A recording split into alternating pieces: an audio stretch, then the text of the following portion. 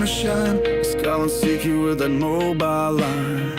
Eric's got his 891 and 8 test tight. He's chasing them parks from morning to night. We're calling CQ, come join the ride. From salty shores to mountain and highs. A Molly crew with wire and drive, tossing antennas and trees to feel alive. Once a month we light up the stream. It's Northeast Ham Radio, living the dream. Oh, living the dream.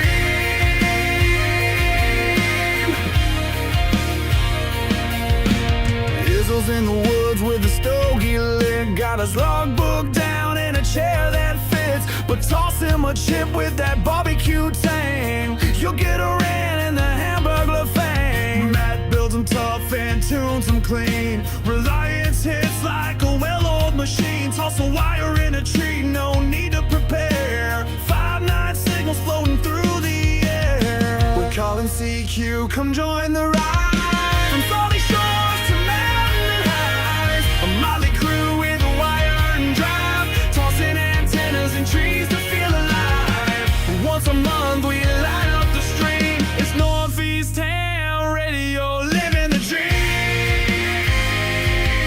Oh, living the dream.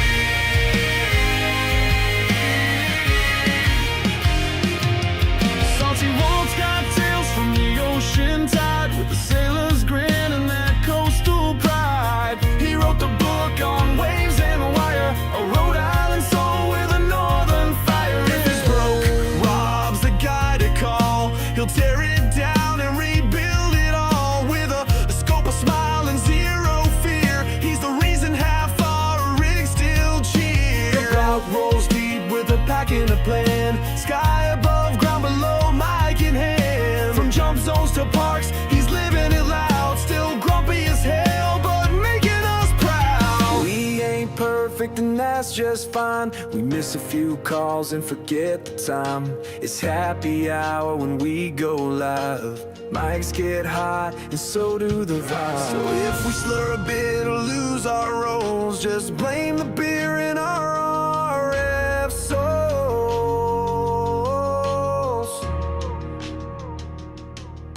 Marvin's got the badge and the winter plan. He'll brave the cold with a rig in hand. When the bands are rough and the tans are low, he's the ham radio guy putting on a show.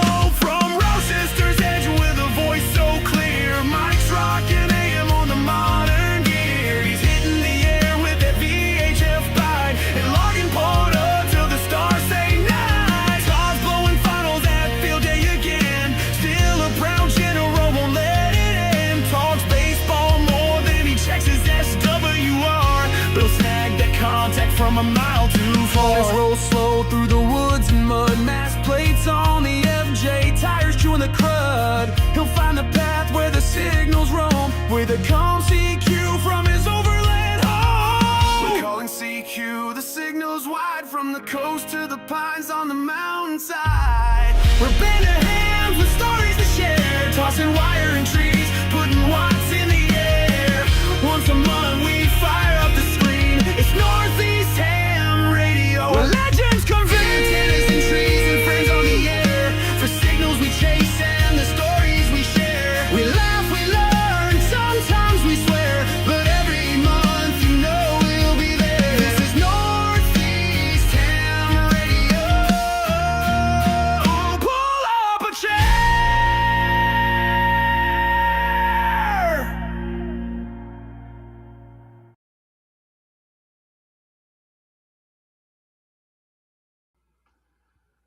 All right, now it's working. Woo. I was gonna click the button, but I figured you had it. So Yeah, I wasn't. I'm still learning, and like when I did a live stream not long ago, like it kept looping my intro. I finally learned how to like take it off a loop or whatever. So you know, amateurish, right? You know, it's it is what it is. Good evening, everyone, and welcome to another Northeast Ham Radio Happy Hour. I'm Mike N2MAK, and I am joined by my compadres from the Northeast. We're short a couple, but I know that there will be a few dropping in later. So, but Eric, who's probably we don't know where Eric is. Eric is in my chat. Is he in the chat? I know he said he was going to be watching covertly from the mobile phone. So shout out to Eric N1NUG for ditching us again. So we're going to have to give him an extra hard time this evening. But welcome to everyone in the chat who's joining us live, regardless what channel you're watching from. We're going to have a lot of fun tonight, like we always do each month. And we're going to have a lot of fun tonight. Oh, it's like... Oh yeah, we definitely are. So, Paul, you're right next to me. What's up, brother? What you drinking on tonight? What's going what you on? been up to? So I got a little Oban in my Live Free and Ham dram. Nice. Courtesy of a buddy of mine from Chicagoland Skydive Center. He came down to visit last month, and this is almost the end of the bottle. So. Yeah, and then of course I got my standard Yingling. Nice. But good to be here. Today was an absolutely beautiful day. It was a little too windy for skydiving, but I took care of a bunch of things that I needed to take care of because Sunday I'm changing drop zones. Ooh, what's that mean? So I'm gonna go. So I'm gonna leave Skydive City, which is where I'm at, and I'm going to go 2.5, almost 3 hours north to Skydive Palatka. It's not far from St. Augustine, so the views from there should be absolutely fantastic. Really looking forward. Very cool. Very cool. And I just saw it in the chat. Let's see here. We got, I think, a new ham. Someone just got their ticket. Yeah, I was just trying to find that. There we go. There I started, but now I can't find it. The chat's blowing up. You got it? There it is. So Okay, congratulations, Yes. KC1ZAR. Very nice. Very nice. Oh, yeah. Congrats, Nathan. Welcome to the hobby. And you're going to have a lot of fun for sure. And we're sorry that you're spending it with us. No. Nice. Matt, what's going on, brother? Doing well. Have to work early tomorrow, but there's a park near my customer tomorrow, so probably around 8 or 9 a.m. I'll be activating that. So I haven't been to that one in a little while, so I'm excited about that. Before, supposedly we're getting 6+ inches of snow Sunday into Monday, so got to get out there and enjoy it till we get snowed in. I see what you did there, Shannon. Oh, we're shifting. Uh-oh. I think she can All right, do the do heart it. now. Do the heart. Oh, she's still there. Oh, wrong side. This way. Yeah, I gotcha. Nice. There you go. We got it out There of the it way. is. There it is. Got it done There it early. is. Oh, wait. By the way, good evening, folks. Good evening. And a lady. Welcome, Tortoise. I'm so sorry I'm late. I thought it was 8 o'clock, not 7 o'clock. So I'm sitting here going, it's 10 after. Let me go pop into EV Mux and see what's going on. And yeah, I was like, shit. And by the way, Eric cannot give me crap because where is he? Okay, thank you. He's doing co-ed naked ham stuff. Yeah. In a van down by the river. Oh, God Yeah, bless. they don't call it a buddy pull for no reason. Oh boy. I just hope he wears a capacitance hat. Oh my God. Make it electrically longer. Don't be a fool. Wrap your tool. And just like that, we haven't even finished intros and it's already going downhill. So just wait till I pull out what I'm drinking. Shannon, Michael kind of jumped in. What's going on, hon? Nothing much, you know. It's good to be back on Northeast Ham Radio. I know I missed the last one because I was down in Florida and, you know, gearing up for the International Women's Day Wild Pota Party in a couple weeks. Some of you guys may have caught me on Ham Radio Clubhouse on Tuesday. Always a good Yes. time. Sure did. and had Brew and Activate this morning. Now I'm here with you fine folks. Sunday I'll be on the European Ham Radio Show. So Very cool. I'm a busy lady. I'm getting around to all the live streams. How did Clubhouse get you some extra subscribers? I think they got me like 3 or 4. All right. I think I went from 208 to 211. Okay. Wow. It's a slow process. That's for Yes, sure. it That's for is. sure. What's up, Michael? You're late, but we're glad to have you, bud. Thanks, Mike. Appreciate it. It's dealing with a sick 2.5 pound terrorist. She's her barker's broken. It sounds like she's got some upper respiratory thing going on, and dealing with that. I've just been sick the last 3 days. Maybe she got it from me. I don't know, but God bless. I've just been sick, but you know, I feel better today. After probably 2 shots of Dayquil this morning. Oh, Yeah, but it got me through the day. Working on a giant Amazon project down on the south side of Boston. But we got kicked off of it because the guy didn't realize it was going to be more than 1 day, and our guys said, "Dude, you should have read the schedule." And I was like, awesome. So. But other than that, I was going to try to do something this weekend, but this lovely weather, it might be. I might run down to Fall River Forest. What is it? Fall River Freetown State Forest, and sit in the truck in the rain and snow and weird crap that's going on right now. Dude, I'm so glad that this might be the last snow we have. Yes, I said it, and after this weekend, hopefully it's done and we can just melt it off and we can continue with our lives. Didn't you hear we're supposed to get like 10 inches of snow on Monday? Yeah, I know. And I got the plow truck at work already set up and ready to go. So yeah, it's supposed to snow through Monday. And I'm asking my boss, I'm like, okay, I'll plow Sunday night, Sunday.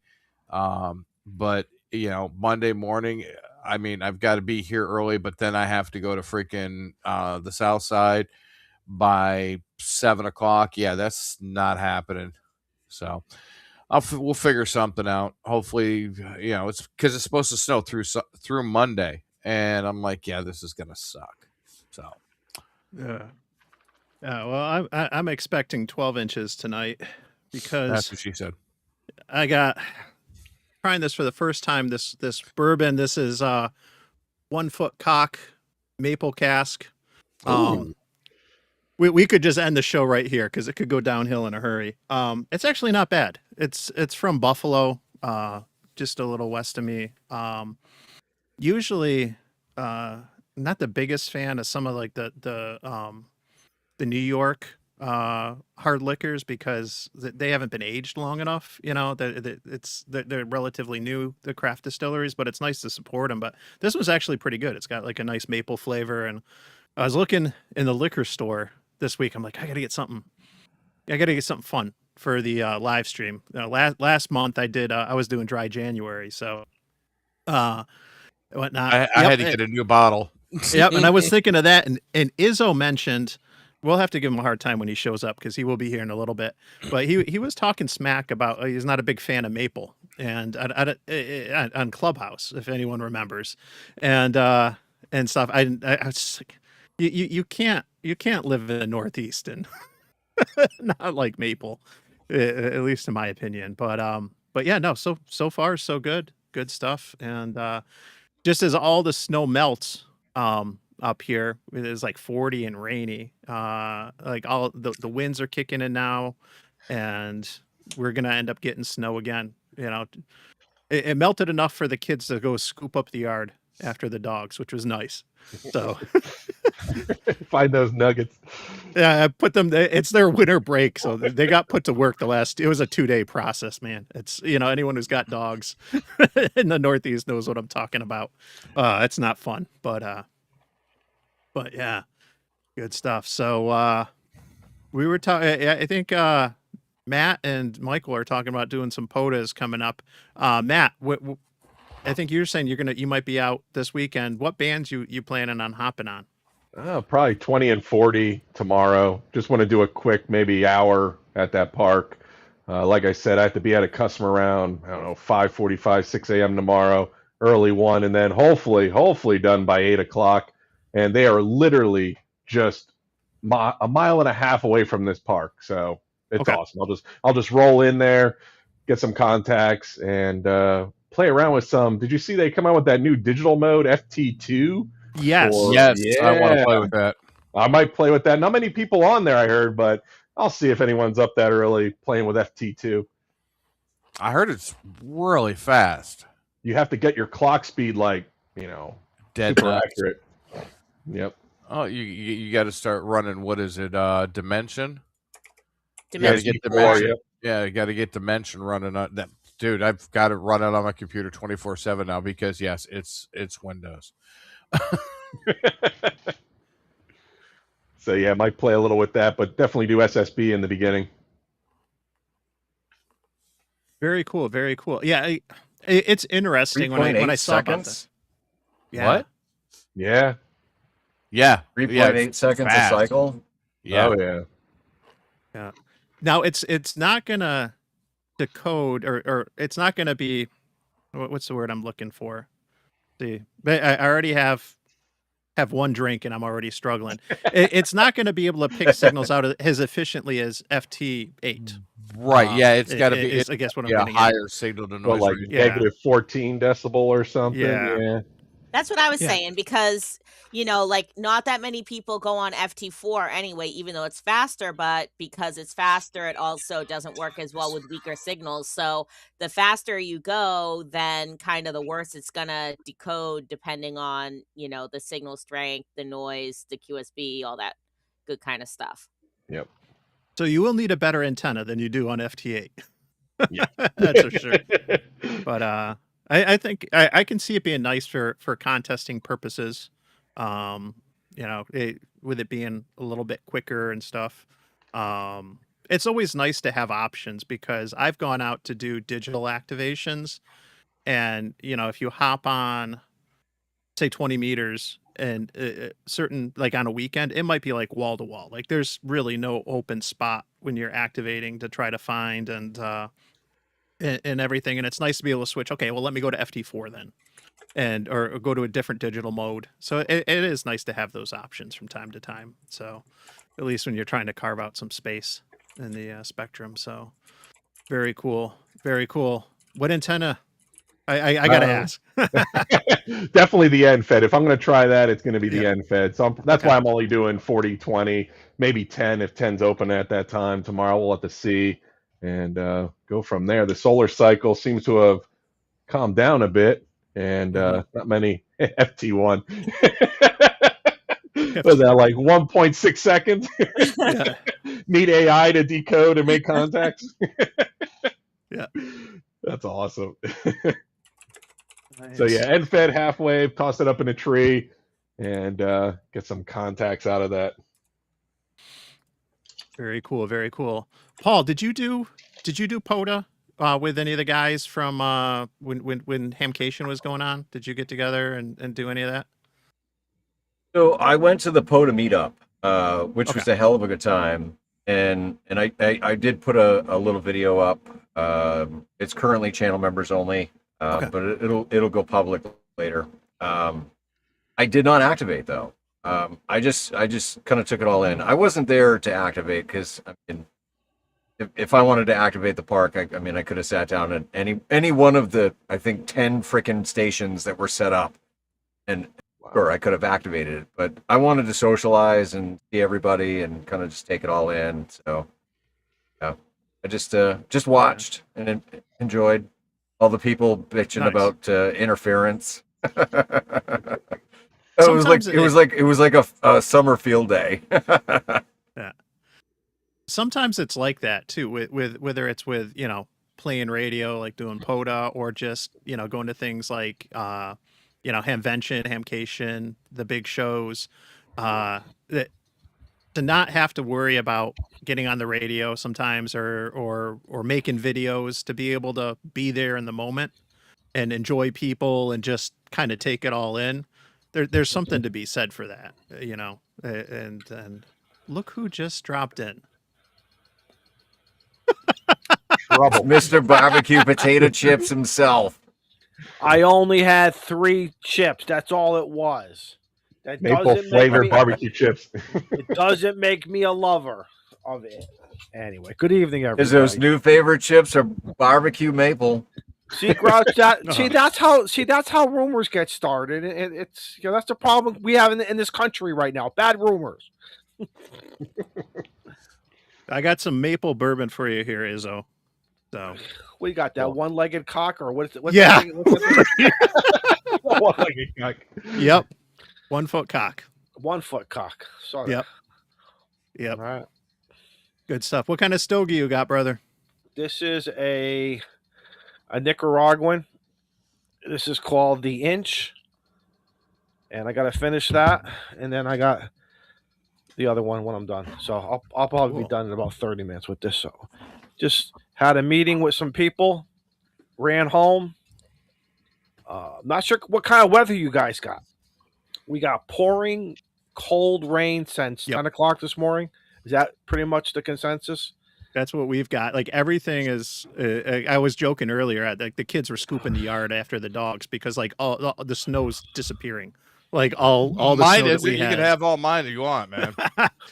But the winds are picking up, so I know that it's going to change and get colder because like we were getting warnings for like 50-mile-an-hour gusts and stuff like that. So I saw the warnings and watches for Sunday and the Monday, and I'm gonna bring I have a bag. I keep a bag in my truck.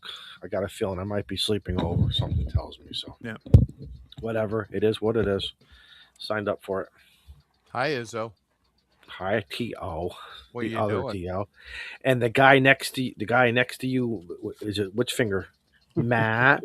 And then I know her. Yeah, And you were then- talking shit about me.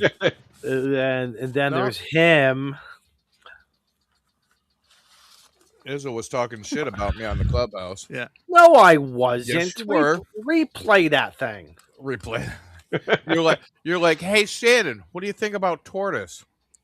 No, I said, who's your shit? What did I? Bring in Johnny Cochran. And bring in the Bible. Well, then again, if we bring it in here, it's only going to burn up anyway. Shannon, did I or did I not say, who's your favorite? Yes. And you said Paul. Yes. Right. And then you're like, what about Tortoise? Like I was like, Chop liver. yeah. No, man, you need therapy. No, I I think he also asked me, it may have been before the show started, he said, who's my least favorite? Oh, And I told her, I said, you could tell us. No one else is listening. I wanted to see if I could trick her up. But she's a woman. You can't trick a woman up. Women are smarter than us. They're smarter than us. I'm too nice. I can't say that there's anyone that I don't like. I 'cause was gonna like say everyone. next time there's the rainstorm, I'll kick you out of the tent. We're all good. We're all family. We're all brothers, sisters, cousins. Whoa. And we all have a 1 We're foot cock. family. So- everyone's got favorites. Some of us are like third cousins 5 times removed, you know. You know, I've never understood this remove stuff. Does that mean somebody got divorced or died in the family? How do you get removed? I'll never understand. I don't know. I think it's something down in Arkansas. I don't know. Listen, Maybe Alabama. for those of you Might that be it might be an Alabama thing. for those of you that don't know, I'm a genuine genealogy buff, so I can explain to you what removed means. But Please, what? Please, Why? well, so you open your mouth. Let's go. So removed means that two people are on different levels of generations, right? So like my first cousin, once removed, we have the same grandparents, but for them it's their grandparent, but for me it's my great grandparent. right? I'm Does that make I'm sense? still more confused. I'm still So more my first cousin once removed is my mom's first cousin. Slow Okay. down. Does that make Slow sense? down. No, Oh, we gotta yeah. have pictures. Men like pictures. Pictures. All right. So we have a Yeah, family. we need a family tree diagram. Right. Correct. So we have a family here, Shannon, Yeah. and then you have the mother over here, right down, Yeah.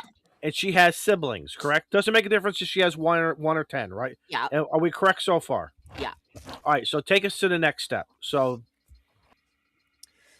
my mom's cousin, my mom's first cousin, right? So the Where's it? Give me over here. children of her aunts and uncles, right? They're her Yeah. first cousins, right? We understand what a first cousin is. Correct. So now my mom has given birth to me, right? So my mom's first cousin is my first cousin once removed. They're not removed. They're cousins because of the bloodline. Where are you getting the word removed from, though? That's because they're one generation removed away from me. So we have the same grandparents, but for my mom's first cousin, it's their grandparent, right? But for me, it's my great grandparent. okay. I think I figured it out, and maybe for me, what's going on in my head, my comprehension of the word removed is that you've been removed from the family. Guys, am I right? It has a different meaning in this context. I think yes. I think you're getting confused with the terminology removed, but it's like you're one generation removed from that person. One generation separated. Okay. So it's not a bad thing then. No. See, I always thought it was Mhm. a death, a divorce. Somebody got a shotgun wedding, but they didn't want to do it. Who left me at the altar? Somebody fell down the ditch. They got removed. Something like that. Something dramatic like that. That changed. That altered the 23andMe or whatever you want to call it. The Exactly. I'm done. Jazz hands or something, man. What you think? What you guys want to see my family? Holy cripes! There's probably enough. I don't know if there's enough roots in the tree. So, do we really want to go on this genealogy deep dive? Bob asked, "Isn't that the same as a second cousin?" So no. So yes, it is. The children of your first cousin once removed are your second cousins. So second cousins share the same great grandparents, and it's great grandparents for everyone on that generation, on that line on the family tree. Is marrying your second cousin a no-no? Not if it's Depends on what Alabama. state. A lot of Not states, if she's pretty. so a lot of states don't even do blood tests anymore, right? To see if you're too closely related. And I have to say, like, I have researched my family tree extensively, like back to reliably back to the Revolutionary War, right? I know who some of my Revolutionary War ancestors are, and I know that my family goes back to Massachusetts before that to like the Great Migration of like 1620. And there wasn't a lot of people here in the United States back then. So I have found instances where, siblings, like a brother and sister from one family married a brother and sister from another family. I found instances where like first cousins did marry each other. So, I mean, it happened throughout history. That's just the reality of living in a small community where your choice of marriage partners is, probably limited. So, in other words, I have always been considered the booby prize, but I could have been the golden trophy to some woman, depending on where we were in the village. Exactly. Oh, You God know? bless, please kill me now. All hail King Izzo. Oh boy! Wow, there's just some beards out there somewhere. Meanwhile, the prospective bride just jumped out of the castle into the moat, and that's one down. No, seriously, I've always found this genealogy stuff so interesting. I guess my concern, it maybe you guys give me some feedback. When a company no longer exists, what happens to all that information we just, or should we not worry because credit card companies have more information, or mortgages companies have more information? Where do you draw this line of security in here? Thinking, hey, wait a minute, that not only did I give them some spit and some blood, now they got everything else about me. Well, I mean, to be fair, right? Like, I know some people do have concerns about doing, ancestry DNA tests or whatever company DNA tests you want to do to find, where your lineage comes from, find other, members of your family. They actually give you a warning when you take those things, like that you may find out things that you don't want to know. Like, you may find out that your parents aren't your parents. You may find out that you have That's funny, but it's not funny. about I swear, because I've done the ancestry DNA test, but I did a lot of my genealogy way before I did the ancestry DNA test. Like, I go through, census records, marriage records, birth records, death records, last will and testaments, stuff like that. You can do it without doing an ancestry DNA test. An ancestry DNA test is more of just like sort of a little bit for fun, or to like possibly, prove certain connections, or, you know, like there was a girl who actually, she ended up being in, my family, somewhat distantly related, that she didn't know who her dad was. So she did an ancestry DNA test, and they did ancestry DNA tests on a bunch of the men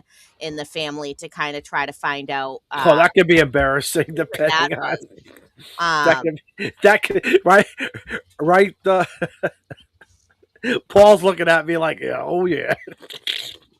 I got to work that day. I ain't taking that test. So, the DNA tests, they're a good tool. They can be a little fun for,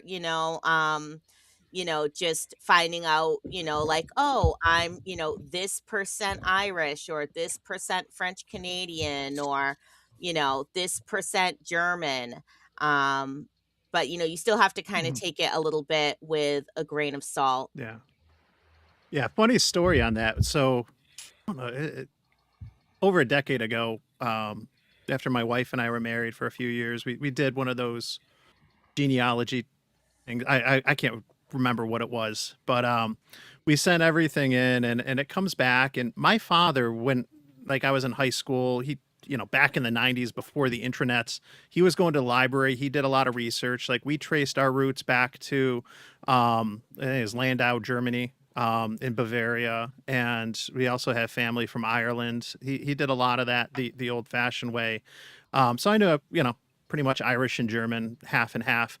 Test comes Dude, back with that last name, you cannot not be nothing but German. Unless I was just Exactly. going to say, dude, you are not going to pass. You're not going to pass for a paisan. Let's face it, you're not going to become an Italian. So, but Izzo, you'll appreciate that being a paisan, right? Now, here's what happens. So the tests come back, and it says I got like a lot of Scandinavian in me, and I'm like, okay, well, I can see that, Okay. complexion, whatever. It's not a stretch, whatever. And my wife's comes back, and she's from an Irish and Italian family, and it comes back, and she's like got a huge chunk of North Africa. And we were joking with each other. I'm like, you're my Nubian queen, and I'm your Scandinavian prince, right? But then I was like, wait, hold on. what? Your family, you're Sicilian, right? And she's like, yeah. I'm like, that's why. Because, like, I mean, back in the day, like, anyone who knows, like, the history of Sicily, it's like, back in the day, everyone would be like, all right, let's cross the Alps. let's get drunk and go conquer Sicily. Like, Sicily's been invaded like so many times. I'm like, that's why you're coming back, and you got all this like North African and stuff, is because your family's Sicilian. Well, What's the old joke, right? What's the difference between an African and a Sicilian? It's like 700 miles. Yes, I've heard. Yes, you're absolutely right, Grouch. Grouch is right. So, Shannon, what happens hypothetically? Because I know a guy. He traced his grandfather. Well, obviously, he knows who his grandfather is. But the individual went over to a European country, and when he got there, there were no records to be found. no address, property that he had written on a piece of paper for the longest time, and first name, last name. I don't know if there was no like identification like a social security number, but and he was very disheartened. Like he didn't know, did he come over to America in a different name? Was he a bad man and he was running from somebody? Did he take the name of somebody who, fell into the water? And, it was just, what do you do when you hit that wall? Any suggestions for people? Yeah, I What to mean, do? it is literally called a brick wall, and sometimes that just happens in family lines. In my own family, my French Canadian family, right, their last name was like Champeau. So when people are going around taking the census, someone is verbally saying like, oh yeah, these are the names of the people that live here. Sometimes people didn't know how to spell their name, or the spellings weren't standardized. So Well, I that's have just these yeah. people in the list, and they're like Champeau, Chompoo, or Schaumpau, or shampoo. So sometimes you have to be a little creative and, try different spellings of names, or look, okay, where did they live on, the census in 1900, and then look at that same address in 1910 and see if, they're still living Yeah, it was there, done. or Yeah, down that, as well as they went backwards too. yeah. They went backwards, and it was brick wall after, and then he went to another. I don't know if he went to like a federal government. It's different than how we have things here, but he came home and he was very depressed. And of course, it was the greatest. We had the greatest jokes in Thanksgiving and Christmas until he, got mad and started, almost throwing food at us and telling us to shut up. But it was, I don't know. It was kind of sad in a way, but just how he told the story, it was very comical because you weren't expecting that. Yeah, you just were not expecting that.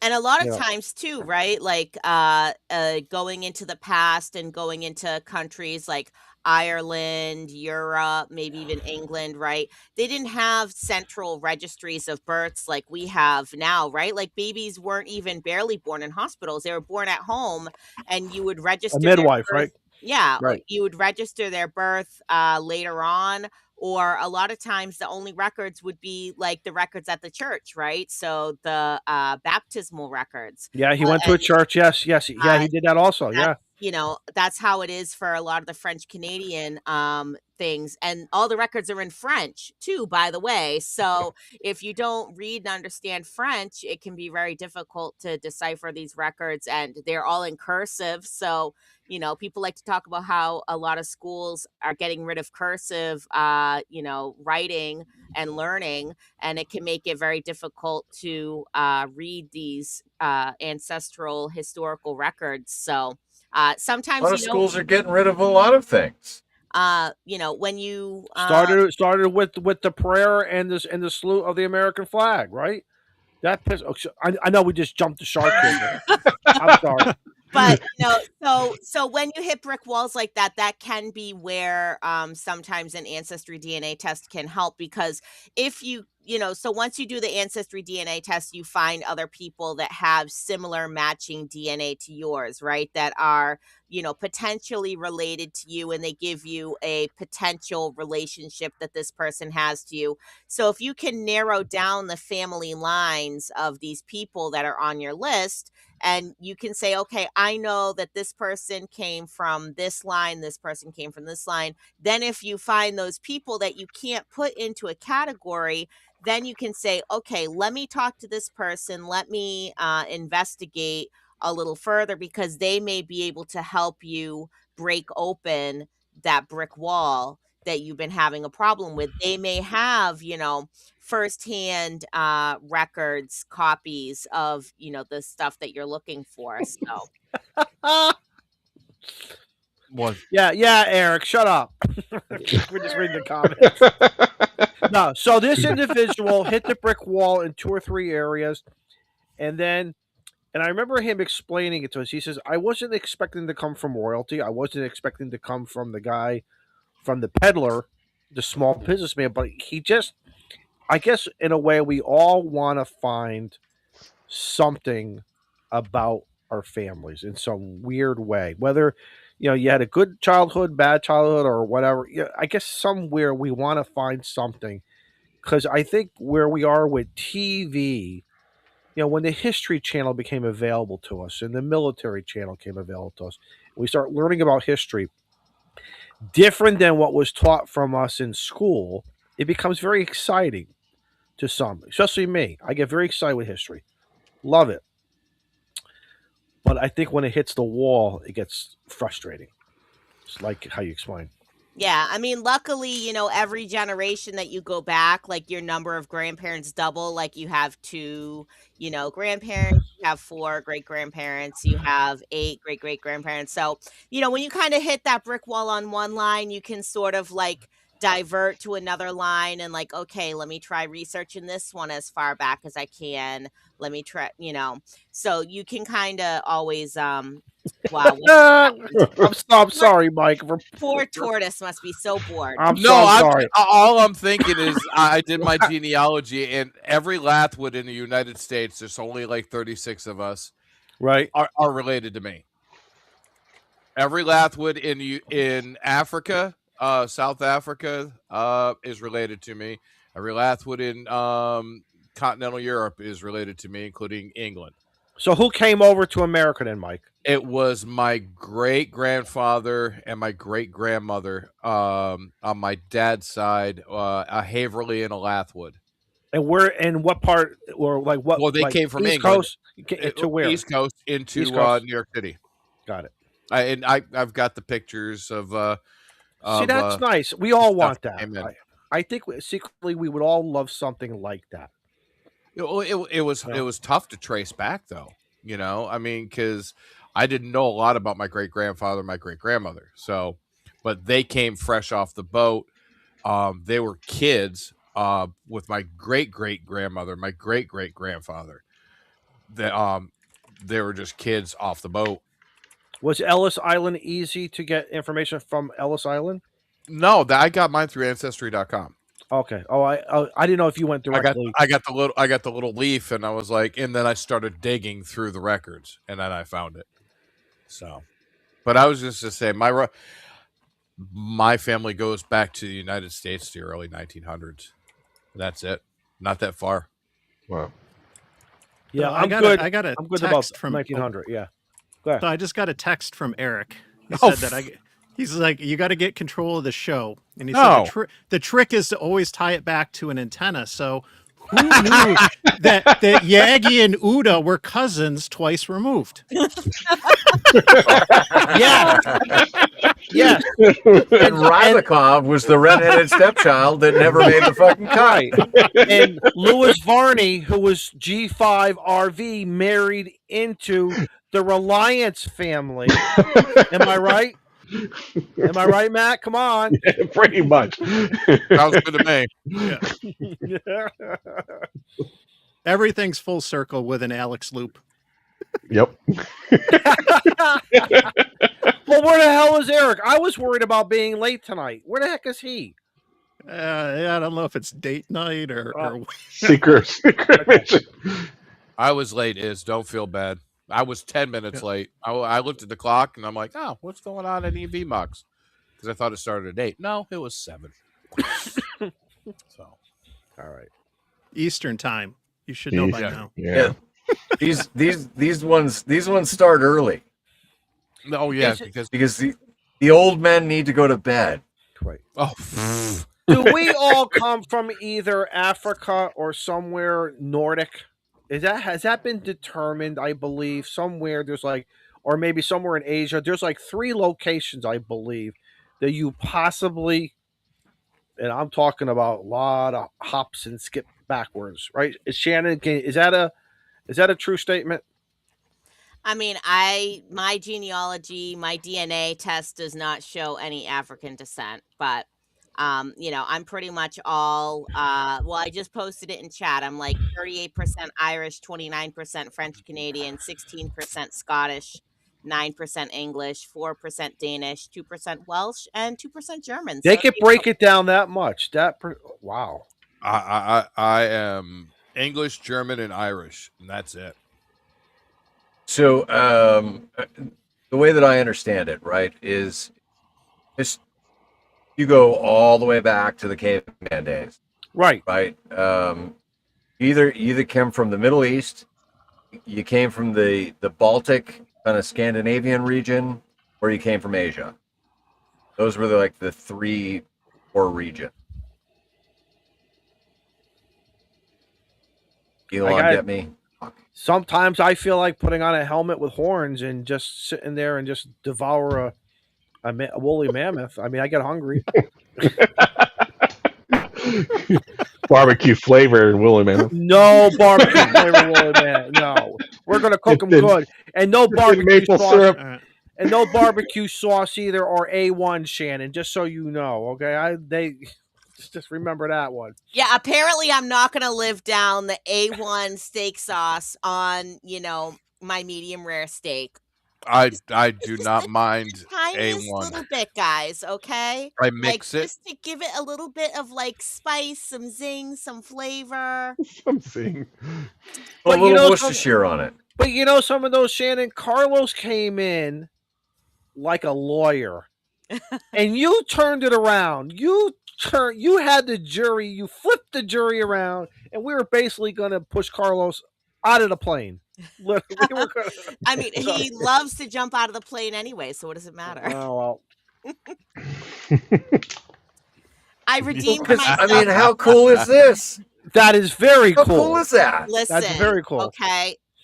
Someone tried to tell me that I need to jump out of a plane with Carlos. They tried to bargain with me and say, if I have to get my extra, then you have to jump out of a plane with Carlos. But I think that's a fair deal. It's a good deal. I had to put the kibosh on that because I will have a heart attack.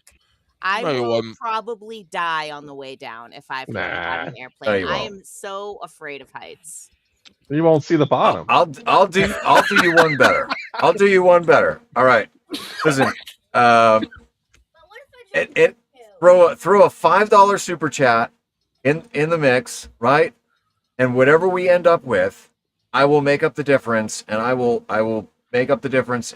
Shannon, you're going to go up with Carlos. No, yes. I can't. I'm sorry. I can't. And you're going to love it. He'll give you a little bit of free fall time, and then he'll give you some canopy time, and he'll pass the radio to you, and you can make some QSOs under canopy. Yes, it's not the falling out of the airplane; it's that sudden stop at the bottom.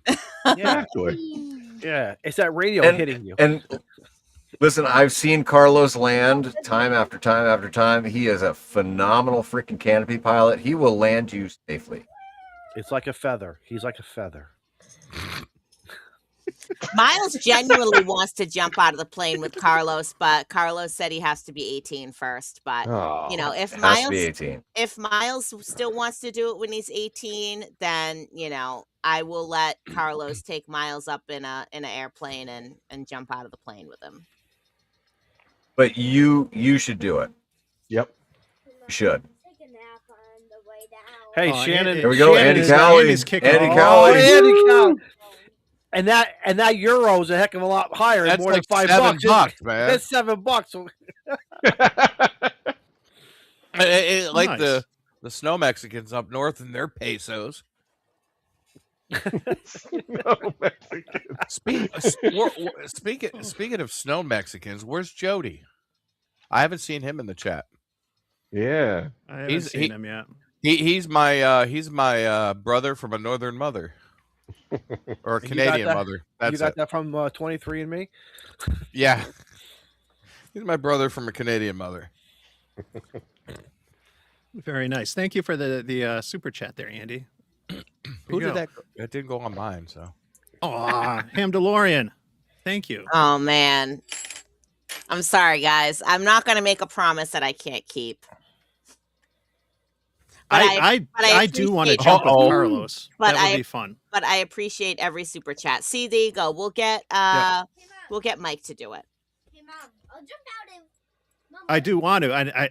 I'd love to get down. It's tough to get down to Alabama. It's easier for me to get out to Hamvention, obviously, but I know that Carlos, he knows more. I think like Mom, the what if I jump out really Skydive Cincinnati we're or gonna whatever. be- There's like some restrictions with the tandems out there. But We're gonna but we're, if we're I gotta gonna drive jump to for Chicago Dayton. or what's that? We're gonna gonna jump jump? at Dayton. But can you do tandems? Yeah, why not? Yeah. I thought I last thought year there was tandem. Last year he last couldn't three. do tandems. Oh, I thought last year he did 3 from Alabama, from Huntsville. Yeah, Was it Huntsville Renee? he can do the tandems. I don't think that he could. No. Last year he couldn't do them out in Dayton. So There was 2 in Huntsville. It was Jim and Jess. So when did Renee go? Was that That was a couple years ago. okay? But here's a little secret that maybe you didn't know. Renee is going to be at Chicagoland Skydive Center in June Nice. to do ground school and her AFF course so that she can get her A license. Excellent. Very, very excited for Miss Renee. Yeah, Excellent. that is awesome. oh man, thank you guys so much for the super chats, and we're gonna make sure that these go towards jumping for sure. What I was gonna say is one of the things I want to do if I get a chance to jump with Grouch or Carlos is I want to do it if I can get on the radio. I want to jump and call out on 220. I want to do parachute mobile on 1.25 meters. I have no shame. I will totally hit up Kenwood and be like, "Hey, we know the ICOMs are drop tested, right? You all sell a $500 radio. Otherwise, I'll jump with a Fang, but or an Alinco. I got a couple. Oh of no, Alincos you don't that I'll want jump to. with. You don't want to jump with a Fang. Okay, then I'll jump with an Alinco. Nope. But 'Cause I I've think been it'd there, be fun. tried that. And And Yeah, What what was the end Oh, of the it's Fang terrible. story? No, Okay. it was absolutely terrible. Was no, it? the Baofeng under canopy, terrible receive, terrible transmit audio quality, just absolutely Really? terrible. Wow. Wow. Oh yeah, yep. oh, I have some ham news, but you go ahead. I'm gonna go find this picture. way to ruin the giveaway tonight, Grouch. We don't want that radio. Can't jump out I'm of just saying. plane. Listen, a Fang is an okay radio. It just is terrible in the air. Man. Yeah, no, I can see that with the receive on it, like especially once you get up high. Yeah. And you're starting to pick up all kinds of stuff because you're line of sight for miles and miles and miles more than you would be down on the ground. That actually makes sense. I never thought about that. When I can hear you in the 911 center, we have problems. Yeah, no, my first parachute mobile jump that I did with Carlos, I took the Fang because I figured like, well, I mean it's $25. Like if I drop it, it's no big deal. Right. $20 is $20. Right. And you're like, if I But- don't make it, the Fang makes it. You know, I mean, at least something made it. But so for the channel members that can see that video, because that video will never go public. That's the very first parachute mobile. I struggled to get Carlos, and then I struggled to get Renee and Steve on the ground, and like I mean you can hear the audio where like my audio level is there, and then it's just gone. And Carlos couldn't hear me anymore or anything. And the next day, I jumped with the FT3D, and I made 17 contacts. Wow. Wow. Nice. And that's quick. And Paul, what's that? 17 contacts in like what? 2 minutes maybe? You don't have a lot of time. No, it was about 12 minutes. Oh, okay. Okay. Very cool. You get like 12 to 15 minutes under canopy. Don't share it yet, Mike. Okay. Michael's got something queued up for us. Now, I'm glad you mentioned that, Paul, because like that's helpful to know, and it makes total sense. Like when you think about the receivers and the sensitivity and stuff on the fangs and how easily they can be desensed and compared to some other radios. Okay. Yeah. Now, granted, I mean, I didn't have a tiger tail on it, so that may have made a difference if I had done that. But you really shouldn't need it, right? No. For those that missed it, this week I did a parachute mobile via All-Star, which that was really That's cool. Okay, how did you do that? What's the equipment and where were you go? Like how you're obviously going into a talk group, an all-star talk group. Yeah, so the node here in the trailer, Yeah. was connected to 580.871, which is the live free and ham node. Yeah. Which is also connected to Jason 2.0's hub. Correct. And so I tested it a couple times. Like I could hit it from the loading area, and then once I got up in the plane, I tested it a couple more times. Before we got to full altitude, and I was still able to hit it. So I had a lot of confidence that it was going to work and it was going to work well. But it was one of those things that, like, I never tried it. And so, I got out of the plane at 13,700 feet. I was fully opened by 12,500. And the downside was I was Bluetooth.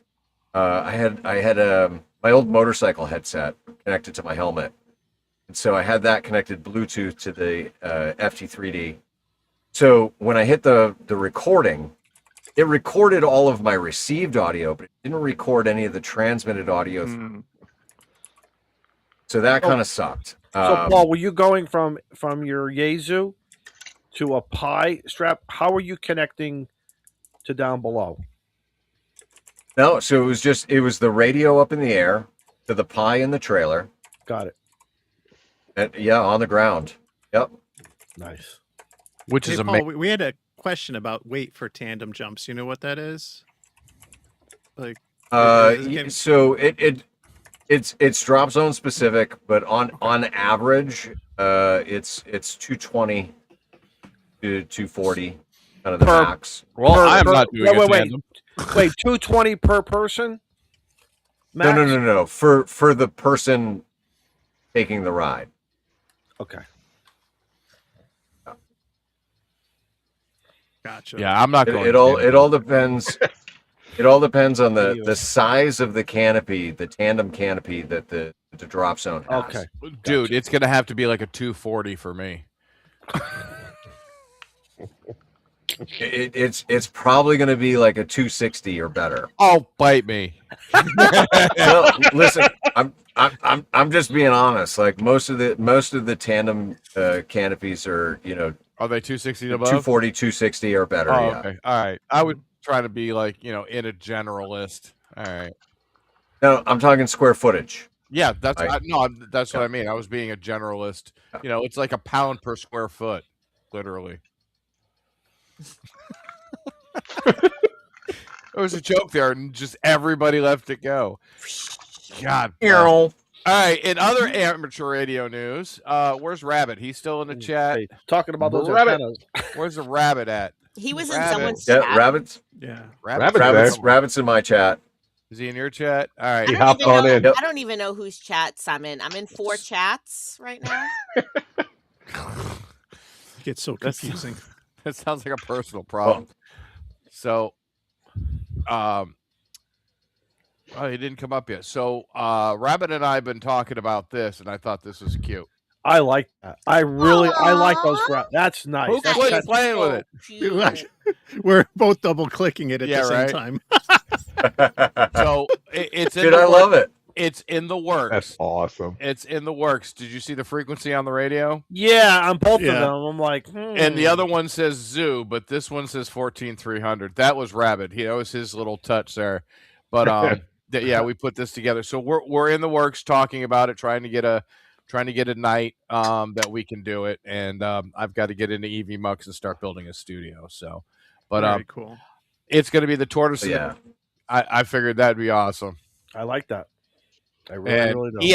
he actually mentioned it at one time, and I didn't see it. He said it in the chat at one time, and I was like, "Dude, I didn't even see that." So you had the idea before I did.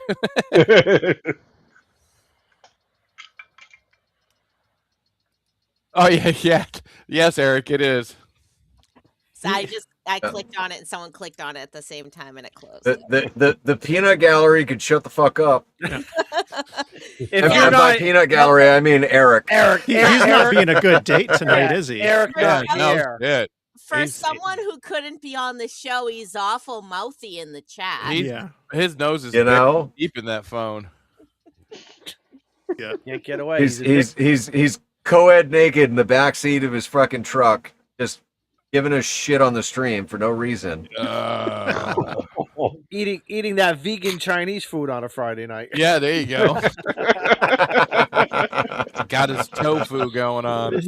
Okay.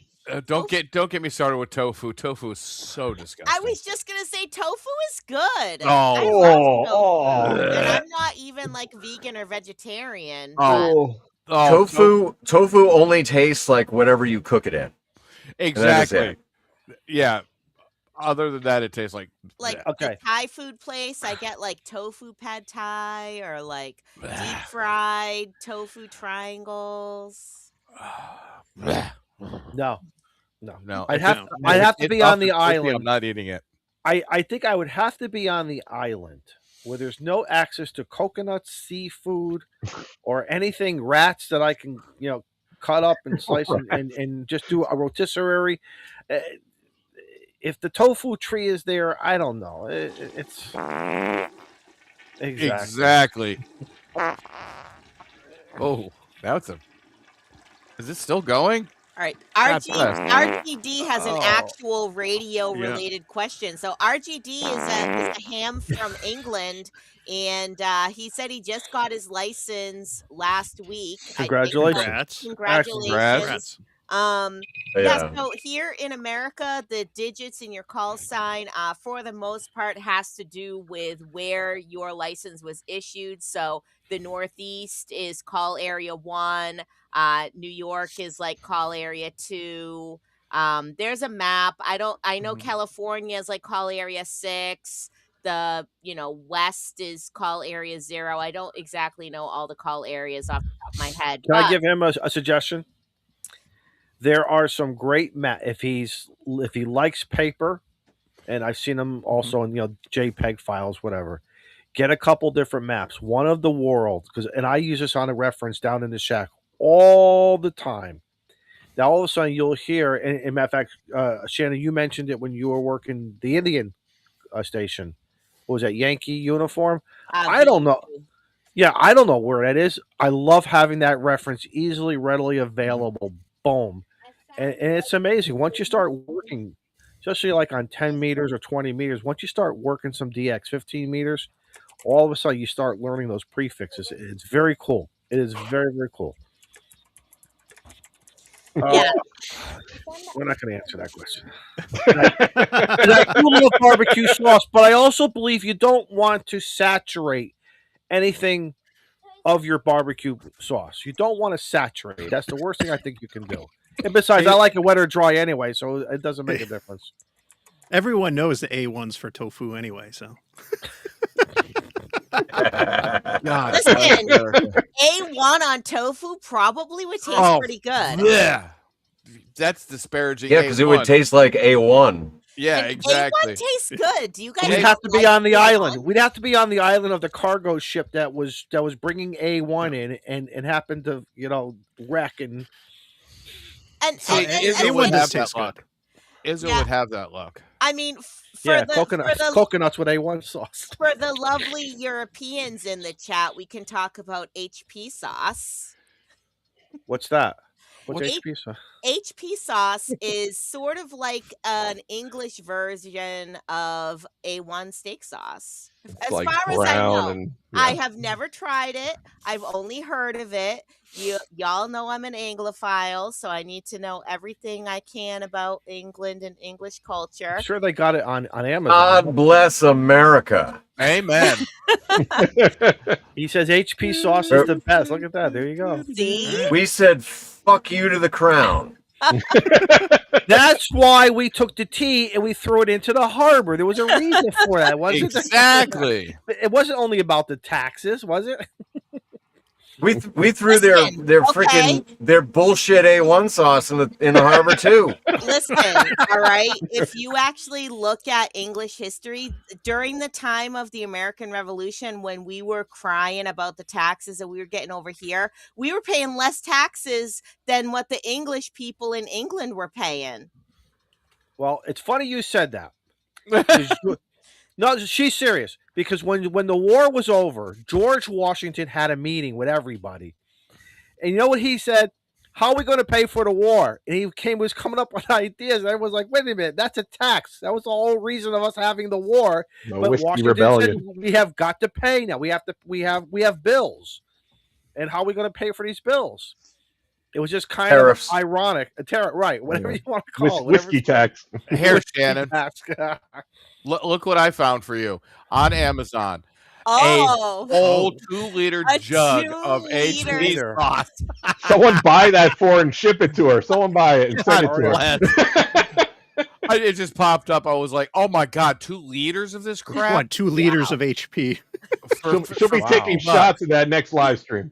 Oh, no. listen, okay. Bleh. Drop it in the super chat if you guys want to see me take a shot of HP sauce. I'll do. Okay, I won't jump out of an airplane with Carlos, but I'll take a shot of HP. Does it have a sauce. consistency like the A1 ketchup? Is it thick or is I it don't like know. thin? I never have tried no it. idea, out. dude. We're gonna find out. Oh She'll my find God. out. Yeah. Uh-oh. A1 sauce is older than HP. I looked it up. Is it really? 1820s. Yeah, 1820s for A1 sauce and 1895 for HP. So the British copied us. Yeah. See, look, there's the comments again. His comments. He's watching. He's listening. There's plenty of room. There's plenty of room in the stream. Come and join us. Yeah. We'll put you right in the middle, Eric. Just put your clothes back on. Please. Yeah, really. Yeah. Wow.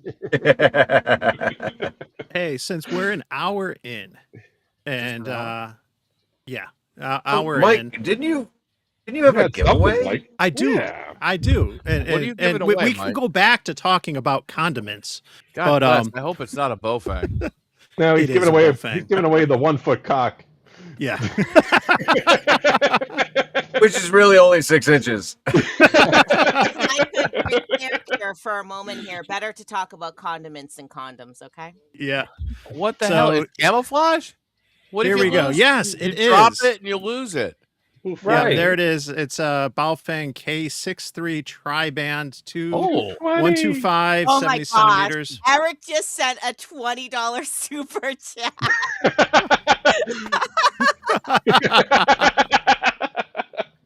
Ah. Nice. She has to drink a pint of it. Oh. Is that an American pint or an English pint? Because you know they're different, Oh, right? Oh, Very here different. we go. And he just took over as channel boss. Ooh. We know So- who's watching this channel. Here it is. Wang.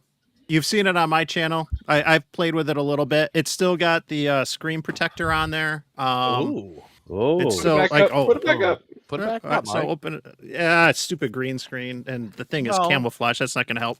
But yeah, so it's still, well,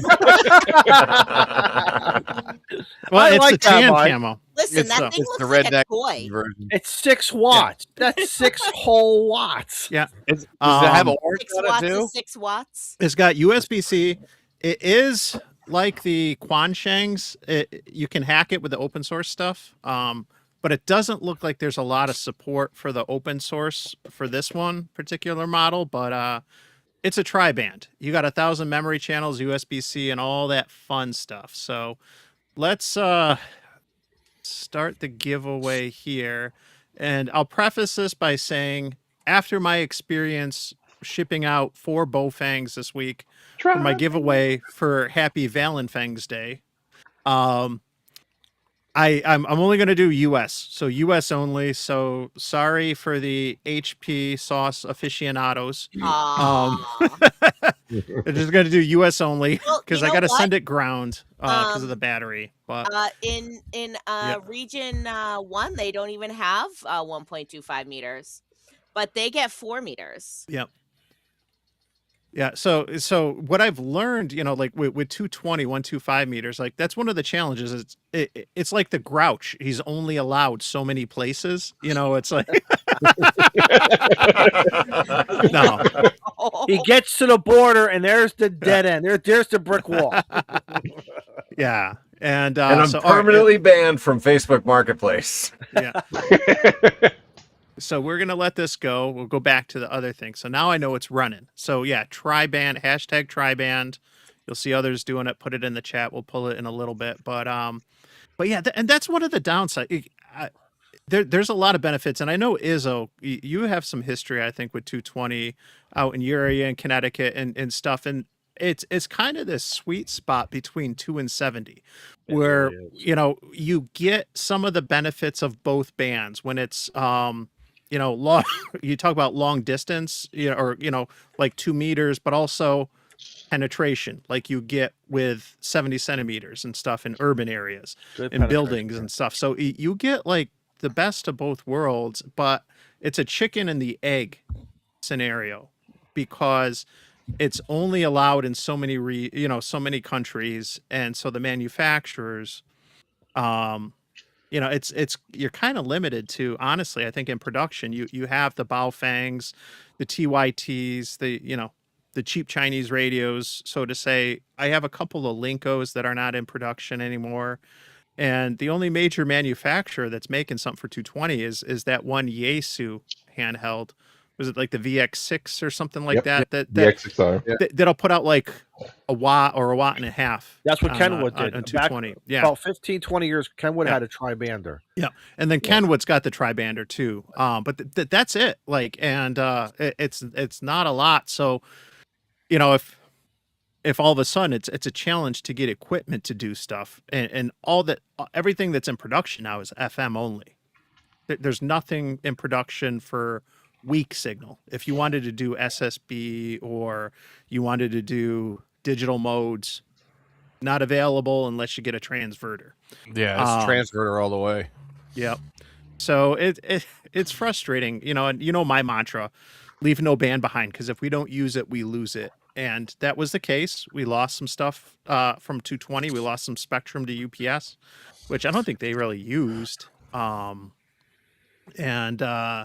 And so it's an unfortunate thing, but there's definitely some benefits. And if we can get more people on 220, I actually had a Simplex contact this week on 223.5, a ham who's just like a mile or two from me, realized he was looking, he wanted to try to work me during the VHF contest.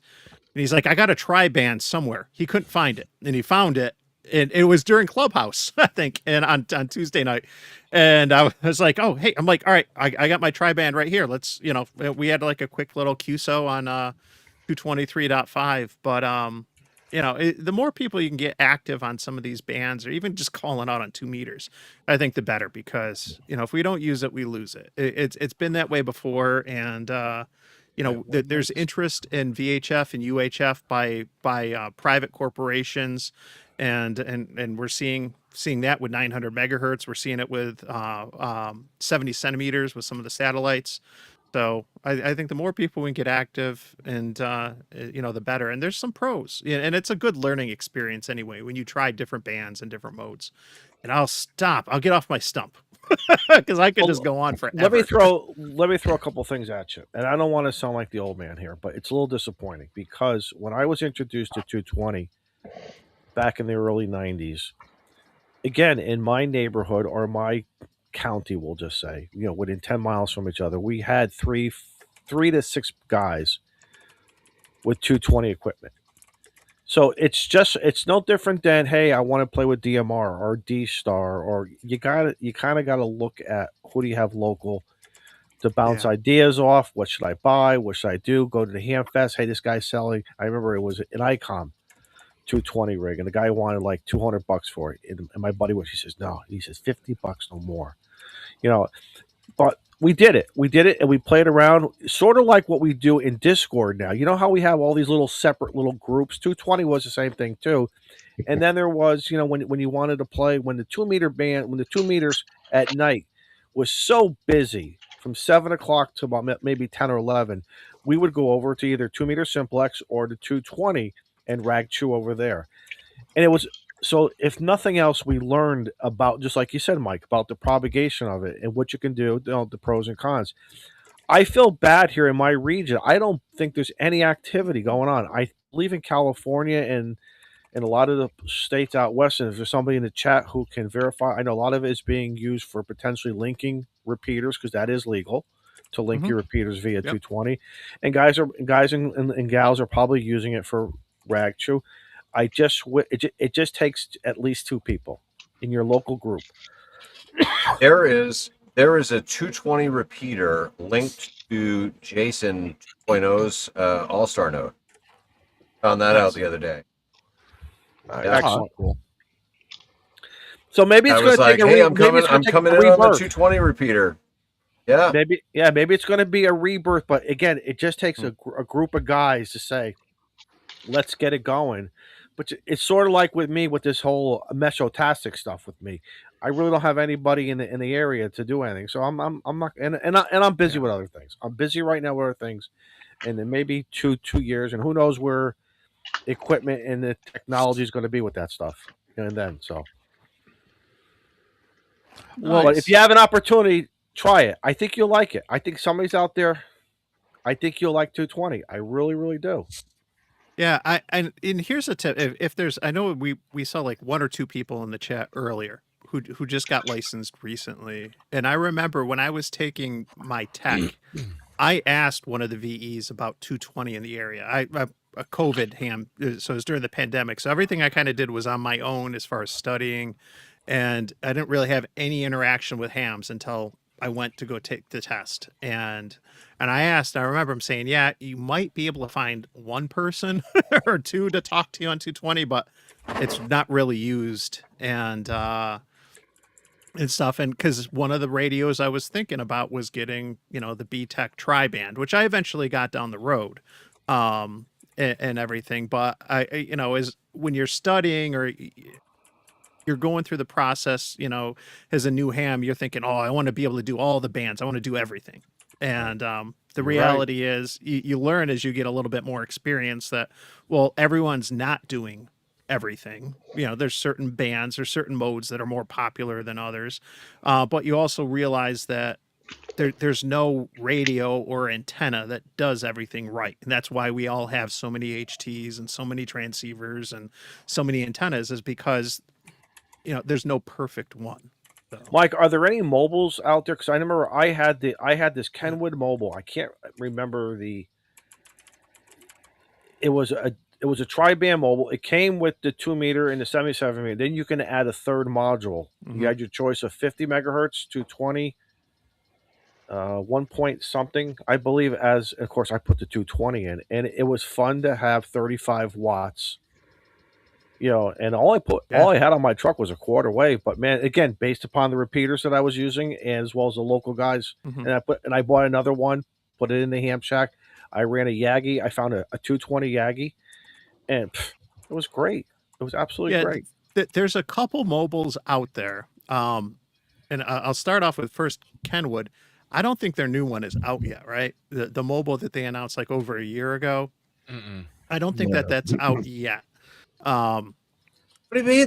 They're on the forefront of the budding technology. Yeah. But there's a joke in there somewhere, isn't there? Yeah. The other ones that I know of is for like 100, 150-ish or something like that. There's a TYT, which I have, which is a mono band. TYT makes a couple mono bands, and they make one that is for 1.25 meters, FM only, but it's when I think I get like 60 plus watts out on FM. So I mean, it way more than enough than I need for what I use it for. And then there's an Anytone tri-band that will do, I think, the like 50 watts or maybe it's 25 on 125, and then it does 50 watts on 2 meters and 70 centimeters. I forget the model number, if it's like a 578 or something. I know R&L Electronics sells it, a couple others. Jason, Ham Radio 2.0, has talked about that tri-band mobile for a while, because that's the only tri-band mobile that has a detachable face. So like as far as a permanent install in a mobile vehicle, that's going to be pretty convenient. And then BTEC makes a tri-band that'll do like 25 watts, and I think they have another tri-band with a detachable face. I forget the model, but it only puts out like 5 or 10 on 220. So it's not a lot. It's a bit of a compromise. And then you get into antennas, like tri-band antennas, you're not going to find many options at all. There's going to be like 2. I 3. I think the best multi-band radio VHF UHF that came out was Grouch. Puppy. Hold on. Dude, Hold on. I just puppy time. Puppy time. I just got this picture. My buddy decided to not bring my dog back, and so he's like, He stole your dog. He's here. Dog He's like, napped. swing by when you're done. he dog napped him. Dog napping. Nice. Before I was rudely interrupted by 2 dogs. I'm sorry. I'm just giving you shit. Mike, was the FT736R, the ASU, where you could put the different modules into it. It was a base station, but that was one of the first big VHF UHF radios I ever worked in. It was a big contesting rig. You can even get Nice. 1.2 and 2.4 modules for it. The ham band. You can drop the modules into it. I think that's such a cool concept, and I've heard about that with that radio and some others, where like there were modules, and so like if you wanted to have maybe 270 and 6 meters, then you could do that. But if you wanted 125, then you could take out 6, put that in, or whatever. I think that's. But Mike, you know what the issue is? It's because manufacturers. Let's go to the business plan here. And I'm not defending them, but I think I'm hitting the nail on the head. These manufacturers are going to figure out what does the ham community want to use, what are they going to do, can they sell enough radios, is there enough parts and accessories for them to make some money on, or is it just not worth their while? What are the trends? And I think for maybe a small percentage of us who want certain things, we're going to have to just deal with it and just try to find vintage stuff, or if someone knows a hack of taking like somebody was asking before about a 220 a repeater. I don't know if the manufacturers are, maybe Tortoise can answer, but I don't know if anybody doing a repeater anymore, a 220 repeater. Yeah, it's a tough one, isn't it? Yeah, that is it's mostly the used market. You're going to find anything with 220 unless they're using like a transverter or so. It's homebrew. It's right, or these guys are finding some vintage stuff that's in good shape, and they're nursing it along, and they're finding parts, and they're hoarding the parts in a shed somewhere. So when something goes, even duplexers. I'm trying to think of some of the big manufacturers in the public safety world. I have seen nothing for the commercial world.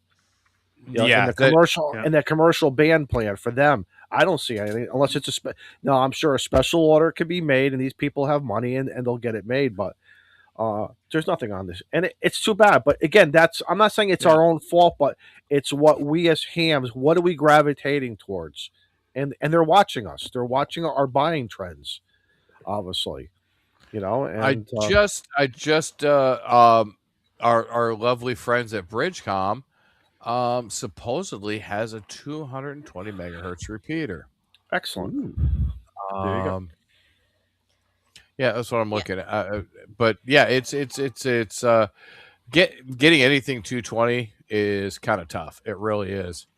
It's like a self-perpetuating cycle, right? I think on the 24-hour pod I talked about this, is that like, if they don't have radios for tri-band, then no one's going to use the tri-band. So then Yeah. they're like, well, nobody's using it, so we might as well not make any radios for it. But we don't make any radios for it. That's why nobody's using it. So, Yeah. What came first, the chicken or the egg? Again. Yep, exactly. Yeah, I did end up getting I bought a 220 radio from someone at my club. I think it was a TYT, and they were selling it for like $100. It was the radio, the Pelican case, the battery, homebrew copper antenna. So I couldn't pass that deal up, right? It was so cheap. I haven't put it up yet. There is a 220 repeater in Danvers, and I think there is at least one weekly net on it.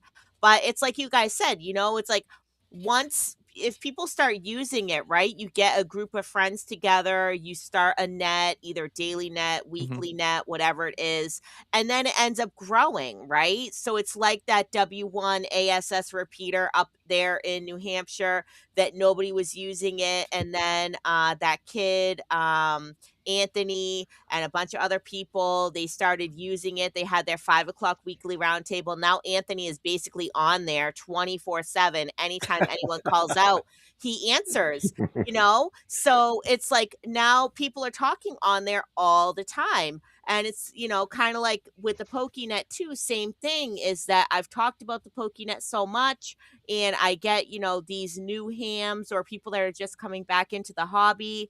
And I'm like, hey, if you can reach this repeater, give us a shout out. We're on every day at 8:30 in the morning. We're super friendly, super laid back. We just want to hear from you. And now it's like this net that when I first joined it, a year and a half or 2 years ago, that maybe had 5 guys on it on a good day and lasted 15, 20, 30 minutes. Now it's like on average we have 10 people checking in, and the net lasts over an hour every morning. So it's just how you kind of grow and promote it. I mean, same thing with like all of our YouTube channels, right? We grow it, we promote it, and the more content we put out, the more people we pull in. The more we talk on the repeaters, the more people we pull in. Be the activity that you want to hear. Yep. Yes. Yeah. When I think it was last year, I had gotten elk antennas make some fabulous antennas, and I had the dual band elk for 270, which you see a lot of people use for satellites and everything. And I got the 220 antenna, and I feel like this was in the winter, so maybe this was right before the January contest last year. And I wanted to test this thing out. And one of my buddies, who's a couple towns over, had just got a mobile, one of the TYT mobiles for 220, and he got a J pole for 220 from KB9 VBR. And so I go out on the back deck. I didn't have a mobile at the time. I just had an HT, but you got an antenna with some gain. And he's got his J pole. It wasn't set up out, permanently yet, but we're testing things out. So we're having a simplex conversation on 223.5, the calling frequency, and then somebody jumps in, and I was, what are the freaking odds? Like, how many times do you have USOs on like 2 meters, and then someone jumps in, right? And we're on 220. And but my buddy Stu, locally, who's a real big fan of 220, he just happened to be monitoring, right? And you complain like the bands are dead or no one uses simplex or whatever. Like it takes 2 people. You gotta, you gotta have somebody calling, but then you gotta have somebody listening, right? And he was listening. He jumped in, and 3 of us now are having a QSO as we're testing out our antennas and our radios, and it blew my mind. I like took my phone out and recorded like a quick short video because like this is just totally unplanned. This is great to see that, but we were like, this is the first first 220 net in Rochester, and we kind of joked. Always somebody listening. Always somebody listening. Yeah, and so we've kind of joked since then, and if we can get enough people interested that it'd be great to start something like that, You know, even to if your it's point. just an activity day, like once a month or something. So so what Paul and Tortoise said, so Yeah. I truly believe it too. See, even on 652 and so many other frequencies and modes, people are listening. Oh yeah. But I still think there's some microphone shyness, and I don't understand Mhm. why. There's no such thing as we may kid around saying it's a newbie question. It's not, because somebody who with a lot of years in the hobby may not know it, or they forgot it. It's a good, and I think Mhm. it's how you treat the answer with that individual. Don't ever, ever, ever be afraid to ask questions, guys. Don't Yeah. ever be afraid. Maybe choose who you're going to ask, but always don't be afraid. And if someone gives you any smart ass and meanness, guess what? They're not your friends on ham radio, and go somewhere else. Maybe consider going somewhere else and hanging out. The And only dumb question is the question that is not asked. This is correct, sir. That is correct. Mhm. Then we judge you on how stupid the question is. Yeah. We run 2 meter simplex here in my area because the repeaters are so poor. The 2 meter repeaters. I can talk 20, 30 over to my buddies across town better than going through the repeater that's in between us. It's Right. it's wild. And don't ever forget that. Don't ever, ever, ever forget. No. And the greatest thing is what I used to do when the repeaters were active here in Connecticut. I would listen on the input to see who I could hear, depending go. on Yep. geographically where they were. And I remember, I geeked out one time. Printed a map of Connecticut, would had some towns and the counties drawn out. And every time I heard somebody on the input, I put a little red dot into that area. And then, it was just kind of fun. I always knew for either emergency purposes or just for fun's sake. We know we can talk based upon, this is my station, this is your station, and we could still potentially talk. It may not be armchair copy, but we could still hear each other too. And that's another thing. Don't be afraid about not having armchair copy with another contact. Some guys I have found that I've bumped into, mainly here in Connecticut. I don't want to bash on Connecticut, but it is what it is. If you're not armchair copy, they don't want to talk to you. Worst drivers in the whole fucking country. No, I wouldn't say that. I would say Rhode Island is worse than Connecticut. I'm sorry. I've heard New York and Massachusetts, but that's only what it's Rhode Island, because when they come up out of Rhode Island into Massachusetts, they want to run your ass off the road as they come up through to go to work in Massachusetts. It's funny you're saying that, because I say that it's Albany drivers, which is like the eastern part of New York, but that's right by Connecticut and Massachusetts. So maybe it's like that, because I always joke, like, Albany drivers, they will pass you in the car wash. Like that, Yeah. they're just not, like, I spend a lot of time out in Albany for work, and I got some family out there, so like I know, but like Albany It's all the drivers are Connecticut psychotic. folks. Yeah, it's all not Izzo. Not Izzo. Mike, where do you have family out that way? It's my sister-in-law's outside of Albany, Schenectady. West Sand Lake. Oh, a beautiful place, dude. I grew up in Mariahville, just outside of Schenectady. So, if it's in New England, I've driven there at one time in my life.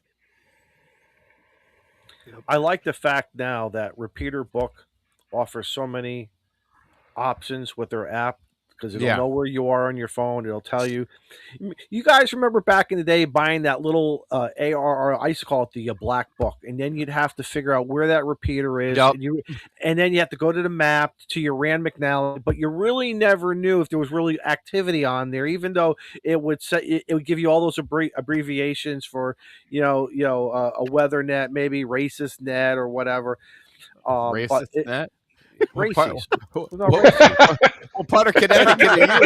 I said racist net. No, RACES. Don't get me in trouble here. I can do that myself. You just did. But it was just funny because and going on a road trip is always fun. I was the guy who, when I got to my destinations, I'd have my Ed Fong or similar J-pole. And guys, on 220, Ed Fong makes a very, very good quality J-pole also. Grapevine, Jason, Grapevine Products has his dipoles, not only Yeah. for 2 meter and some dual banders, but he has a 220. Play with them, man. Just play with it, man, and you'll see. You know. Yep. And I'm going to point that out. You're just talking about antennas quick. So here's the disappointing thing with this radio is it's a dual band rubber duck antenna it's going to come with. Just a heads up. So I recommend, because there's not a lot of good options for tri-band antennas. Honestly, my experience using tri-band antennas, Nagoya. the Nagoya is the best. Like, Yeah. and it's going to be like $20 or something. Totally worth it. The only downside to the Nagoya is it's long and it's, but this radio is solid. Like this is a beefy radio, and you don't have to worry about that antenna like tipping it over or anything. But if you want a tri-band antenna, that is totally the way to go. If you want to swap things out, if you're going to put a adapter on there and you just want BNC signal stick, dual band, and then a 220, I have those. I'm thinking well. triplexer too. Why not Those use look it? good. How about a But, triplexer? Run a triplexer and then run your 3 separate antennas, could- or yeah. 2 antennas. Yeah, but the Abri is worth it, in my opinion. It's going out with a couple different antennas and testing, because there's some repeaters near me that are one is like a mile or two down the road on 220, but then there's other ones that are miles and miles away. It makes a huge difference, and Nagoya is really good, totally worth it. So Is that I'm is that a Brie I'm antenna? glad you corrected, because you said a Brie, and then you went back to Nagoya. Did I? So yes. Are those two? it's Because I gotta have be a the Brie. foot long cock. All right, because I It's got to be. I have a Brie. I have a God Brie in the package, and I haven't taken it out. And maybe this summer I should take it out, or Listen, the Abri antennas are they're a novelty, but they do work well on 2 meter and 70 centimeter. They do not work well on 220. Okay. Yep. So if you're gonna play around with a tri-band, Nagoya is the way to go. Nagoya. Okay. It's a long, goofy looking antenna, but Nagoya is the way to go. All right, somebody better go check their microwave. Yeah. Yeah, microwave's done. Yeah. Dinner's ready. That's my daughter's using the microwave. Nice. Hey, Hi, Mike. She warming up the daughter. HP sauce. Yeah, right. Bring her on the show. I want to meet her. My fellow Harry Potter Oh, fan. Grace. Taurus, what do you got over there? Yeah. Mike, on. I'm still gathering parts for you. All right. So you need Oh, to my come. You need to Oh, come come. on. Now, Mike, Oh, you covered freaking her up. Tortoise. What a pain. Tortoise ruined it. Yes, he did. What? I ruined what? There she is. That's the mini me. Oh. She can't hear you, Grace. but Oh, she Oh, you cut her off too now. oh, you gotta. Oh no. There you go. girl. Nice. Oh. You and me, Grace, we're gonna go to Harry Potter World together. Oh, Shannon says she wants to go to Harry Potter World with you. She says, "Oh my God, yes, Yeah. great." We're That's gonna be So skydiving. great. riding Hagrid's motorbike adventure. Does she like A1 sauce, Paul? Ask her if she likes A1 sauce. I don't know. Grace, do you like A1? She's like, "What's that?" So Ask that's a her. no. Okay. Ask That's her a if she no. likes barbecue potato chips. Oh, all right. Do you like barbecue potato chips? She says yes. All right. All right. I'll give her a pass on that one. But so she's gonna stay here in Florida at Skydive City. She's working in the cafe. So she's not gonna join me on my travels. So she'll be here, Shannon, when you want to come down and take her to Hogwarts.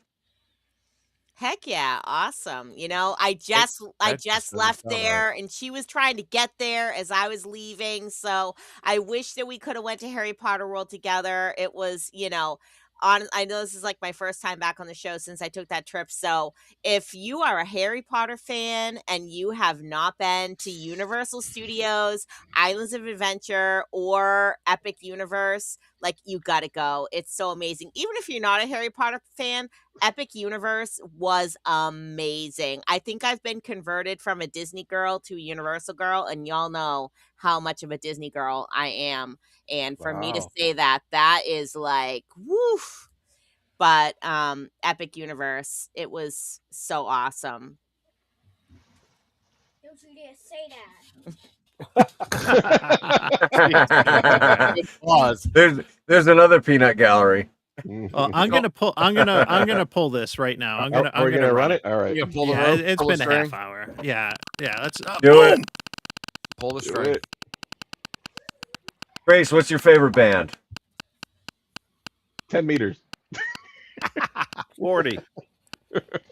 Oh, she says she can't pick one. Firefighter. Firefighter. Where's firefighter at? Let's see. Here. Firefighter. So Now I gotta make Look, a note of who the Grace winner can't is. pick her favorite band. Is that what you're saying? Yep.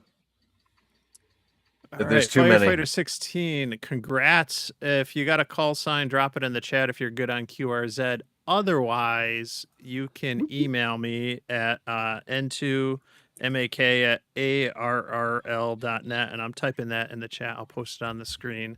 N2MAK@winlink.org. Yeah, that works too. We'll check it on Wednesday. N2MAK, leave no bands behind, ballfong.com. So what I was trying to say to you, Mike, is I've been saving BDA parts for you. Yeah. Do you need any amplifiers? Like transmit amplifiers? Because I can get you like VHF, UHF, 900 megahertz or 800 megahertz. For portable? Well, if it has an SMA connector on it, yes. Yeah. That's the only yeah, requirement. I That's the have only no requirement. amplifiers. I have good antennas, but I have no no amplifiers. Like Dude, and even like for 900 megahertz, like I've got like my Yagi's like 14 or 15 elements or something like that. So are you it's like, are you coming up to Nearfest in May? I would like to. I would definitely like it's to. the first weekend in May, May 1st and Oh, 2nd. is it really? Yes, put that on first my weekend in May. Okay, I gotta put that. I gotta see what's going on. And we're doing a powwow, hopefully up on the hill. So Okay. With couches. Bring your camper, Izzo. We have couches. Yes, we're getting couches. All right. So Firefighter said good on QRZ. Did Okay, I miss so this what's call the sign? call? I didn't see it either. Mike, while you're waiting for that, what type of feed line are you using on like 900 megahertz and higher? What kind of feed line? That's a good question, because when you get to the higher bands, everything matters. It's like I equate it. It's a lot like Formula One. When you're driving things at the extreme, right? Everything matters. And that much length more. too. Length, Yeah. length, and Yep. frequency have to be special care. Yeah, it makes HF look easy to a certain extent because all this stuff starts to matter. And I'm using, now it's cheap. I've got some KMR 400, which is from Amazon. So it's like an LMR 400, but a cheap version. But it's like 6 feet. Stop! We keep trying. Oh, there's too many of us that have the controls. Dad. Too many chiefs, not enough Indians. All right. I just saw the call. Okay. WA1QWV. WA1QWV. Does that help, Mike? Yes. Okay. Yep. See, I always joke like I'm Irish. I can't read without moving my lips. That's Italian too, dude. That's But like you got to Italian. move your You can't hands talk too. without Move moving your your hands. Yeah. People are like, stop stuttering, Izzo. But yeah, no, it's when I ran some of the numbers looking at like RG8X versus like LMR 400 for 1.2 gigahertz and then 142. and then also 900, like it makes a big difference. And so like I have some short lengths. Right. Attenuation values go up. Yeah, like 6 to 10 feet. I forget if it's 6 feet or 10 feet. Those are. And then I have even shorter runs that were custom from ABR for 4 feet for the handheld. antennas. Excellent. Because some of the Yagis I use handheld, but if I want to put it up on a mast, then I think I got like 6 or 10 feet. Because like that matters. And if you're, some of the radios I have only put out 3 or 1 watts.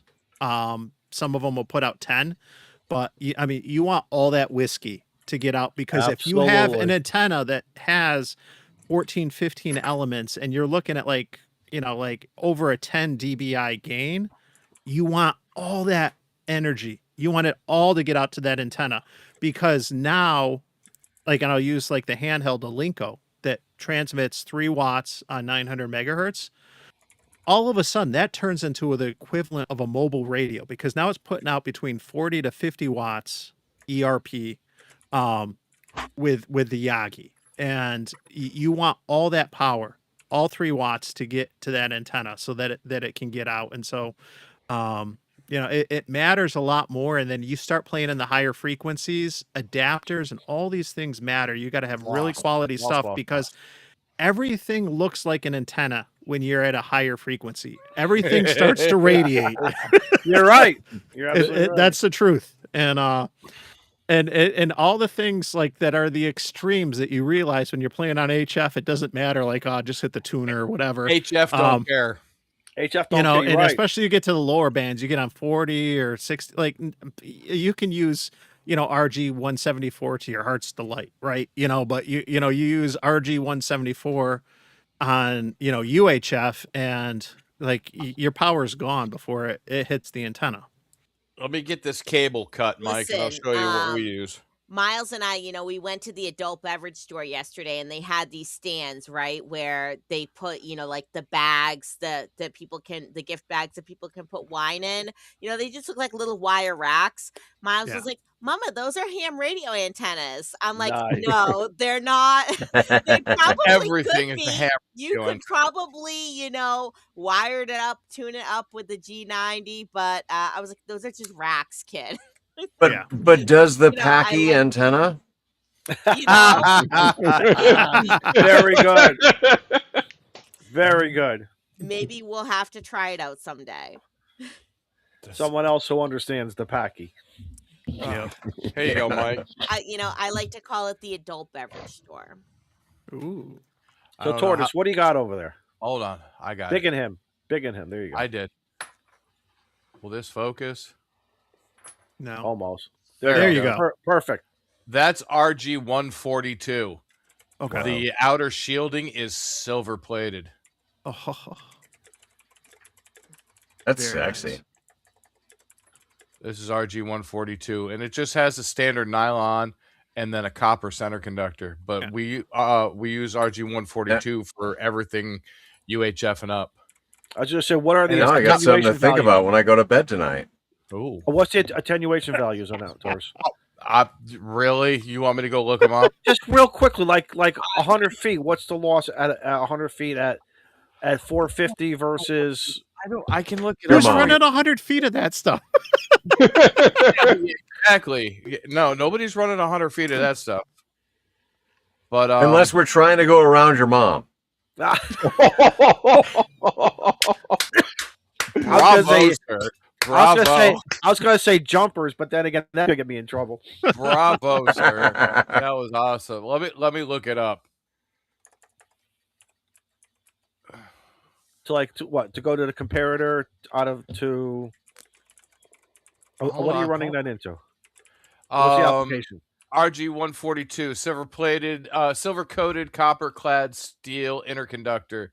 Dielectric is extruded, solid poly something or other. Outer jacket is silver-plated, copper-braided shield. It's 43 pounds. Weight is 43 foot-pounds. I don't know what the hell it is. Bend radius is 1 inch. Here we go. Frequency loss, attenuation. At 10 megahertz, you can run attenuation is 1.2 dB per 100 foot. At UHF, it's 8 dB per 100 foot. At 1,000 megahertz, it's 13 dB. At 1,500 megahertz, it's 16 dB per 100 foot. So we're not running it per 100. We're lucky if we get jumpers more than 1.5 to 2 foot long. I was just gonna say 18 to 24 inches, right? Yeah, if it's that, I think this is a 2 foot jumper. But yeah, but it's really, really solid wire for the higher frequencies. And again, your application is what?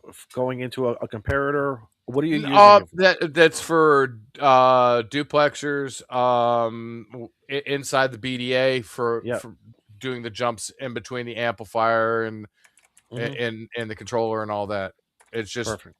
But we've got lengths like that long in some of them with double gold-plated BNC connectors on them. So I got the cable, man. I can get you what you want. Hi, Don. I'm here too. Hi, Don. Don Army. Hi, Don. Don gives 0 fucks about any of us. Exactly. He's here for Shannon. I had a blast was playing just radio with Don writing- down in Texas, though. I was just writing a message to him too because I don't know whose chat he posted that in. So, hi, Don. Probably on Mike's. I don't think he's in mine. Dude, Mike, listen, I put it in my chat, but I got to give you a shout out, man. Dude, you got 68 viewers on your channel. Woo!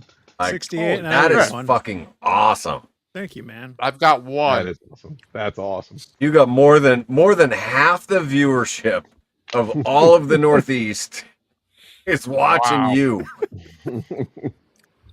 New York is the Empire State. I like Mike. And I always like to point out, I joke, and we, I'm blanking on his name. Who's the guy? He's got the truck. Fantastic setup up in Vermont.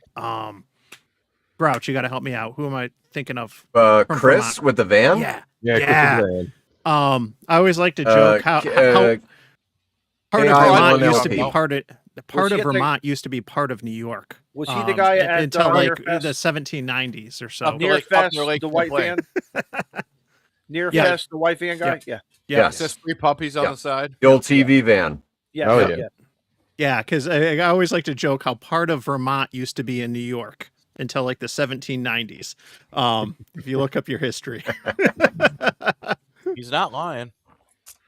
And I think it was like $30,000 we like foregoed all the land claims for. It was big bucks. I mean, what did they buy? What did they buy New York City for? Manhattan, like $12.50 worth of beads or I don't know. something. Some crazy friggin' amount. It was some money and guns. I thought it was something crazy like that. Money and guns. Well, that happens in Tennessee and Alabama, so you know, Yeah. possibly Kentucky. Oh, hey, In Arkansas. Arkansas, yes. Arkansas. More Manhattan for that spice. Yes. Well, hey, we talked about 220, and I can't believe how long we talked about 220, and then we still got close to 100 viewers from all the Today channels is combined. 220, so Yeah. I figured Yeah. I know, that was going to be was like an amazing coincidence that today is 220, and I feel bad that I didn't have anything to give away that was like 220 related. all right. Mike took the only 220 thing related that you could give away. Yeah, and I can't remember if I said it at the beginning of the stream because I've been drinking, or if I said it backstage. But like, I've had it for a while, and I was thinking about giving it away, and it when I gave away a bunch of Baofengs like a week ago, and then I was like, you know what, 220. Let me hold on to this for that particular live stream and give it away. But there's one other thing with the bands. I got to bring this up. And I think we got to get Matt in here to talk a little bit. And but there were changes to 60 meters this month. So we actually got new spectrum on 60 meters. They took, in short, they got rid of channel 3, and which 60 meters is channelized, and there's some different frequencies depending on if you're doing CW or if you're doing sideband, where you want to be. But they got rid of channel 3 and they gave us 15 kilohertz of spectrum. Yep. However, that's limited to 9.15 watts ERP. ERP.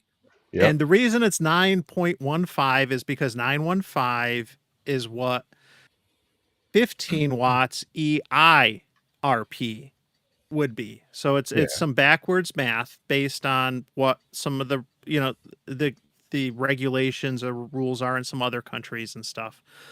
But Matt was kind enough to give me a prototype of the Reliance Bug Out Dipole, which is a Balun.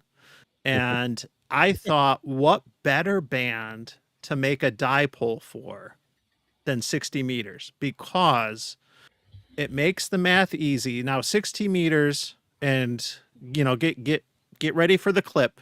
All right, because here's the clip right here. 60 meters is kind of a socialist band. If you're using a lousy antenna, you can run more power because it's based on ERP.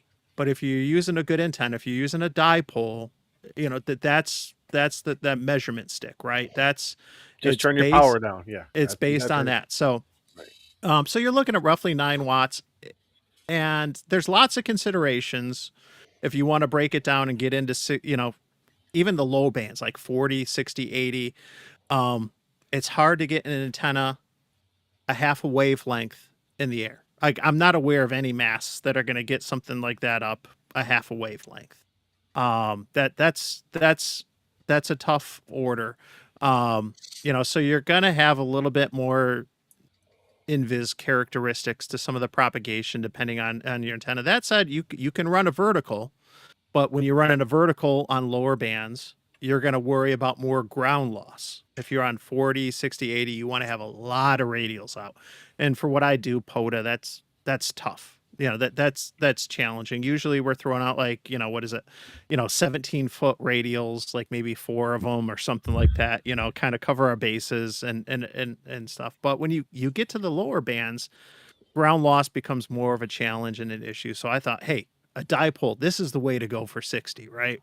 And oh my gosh, I went out and I'm thinking, I just want to play on digital. I'm going to be on FT8. I'm going to be limited to 9.15 watts, or roughly, I'm going to turn the 705 down to 90%. I go out to do a POTA and I set this antenna up, and the link is in my chat for the short I just released earlier this morning. 2 minutes of your time if you want to see this antenna, which takes up 16 parking spots, right? Because it's 45 feet each leg, and then there's some cord on the end, to where it's tied off on the electric fence posts.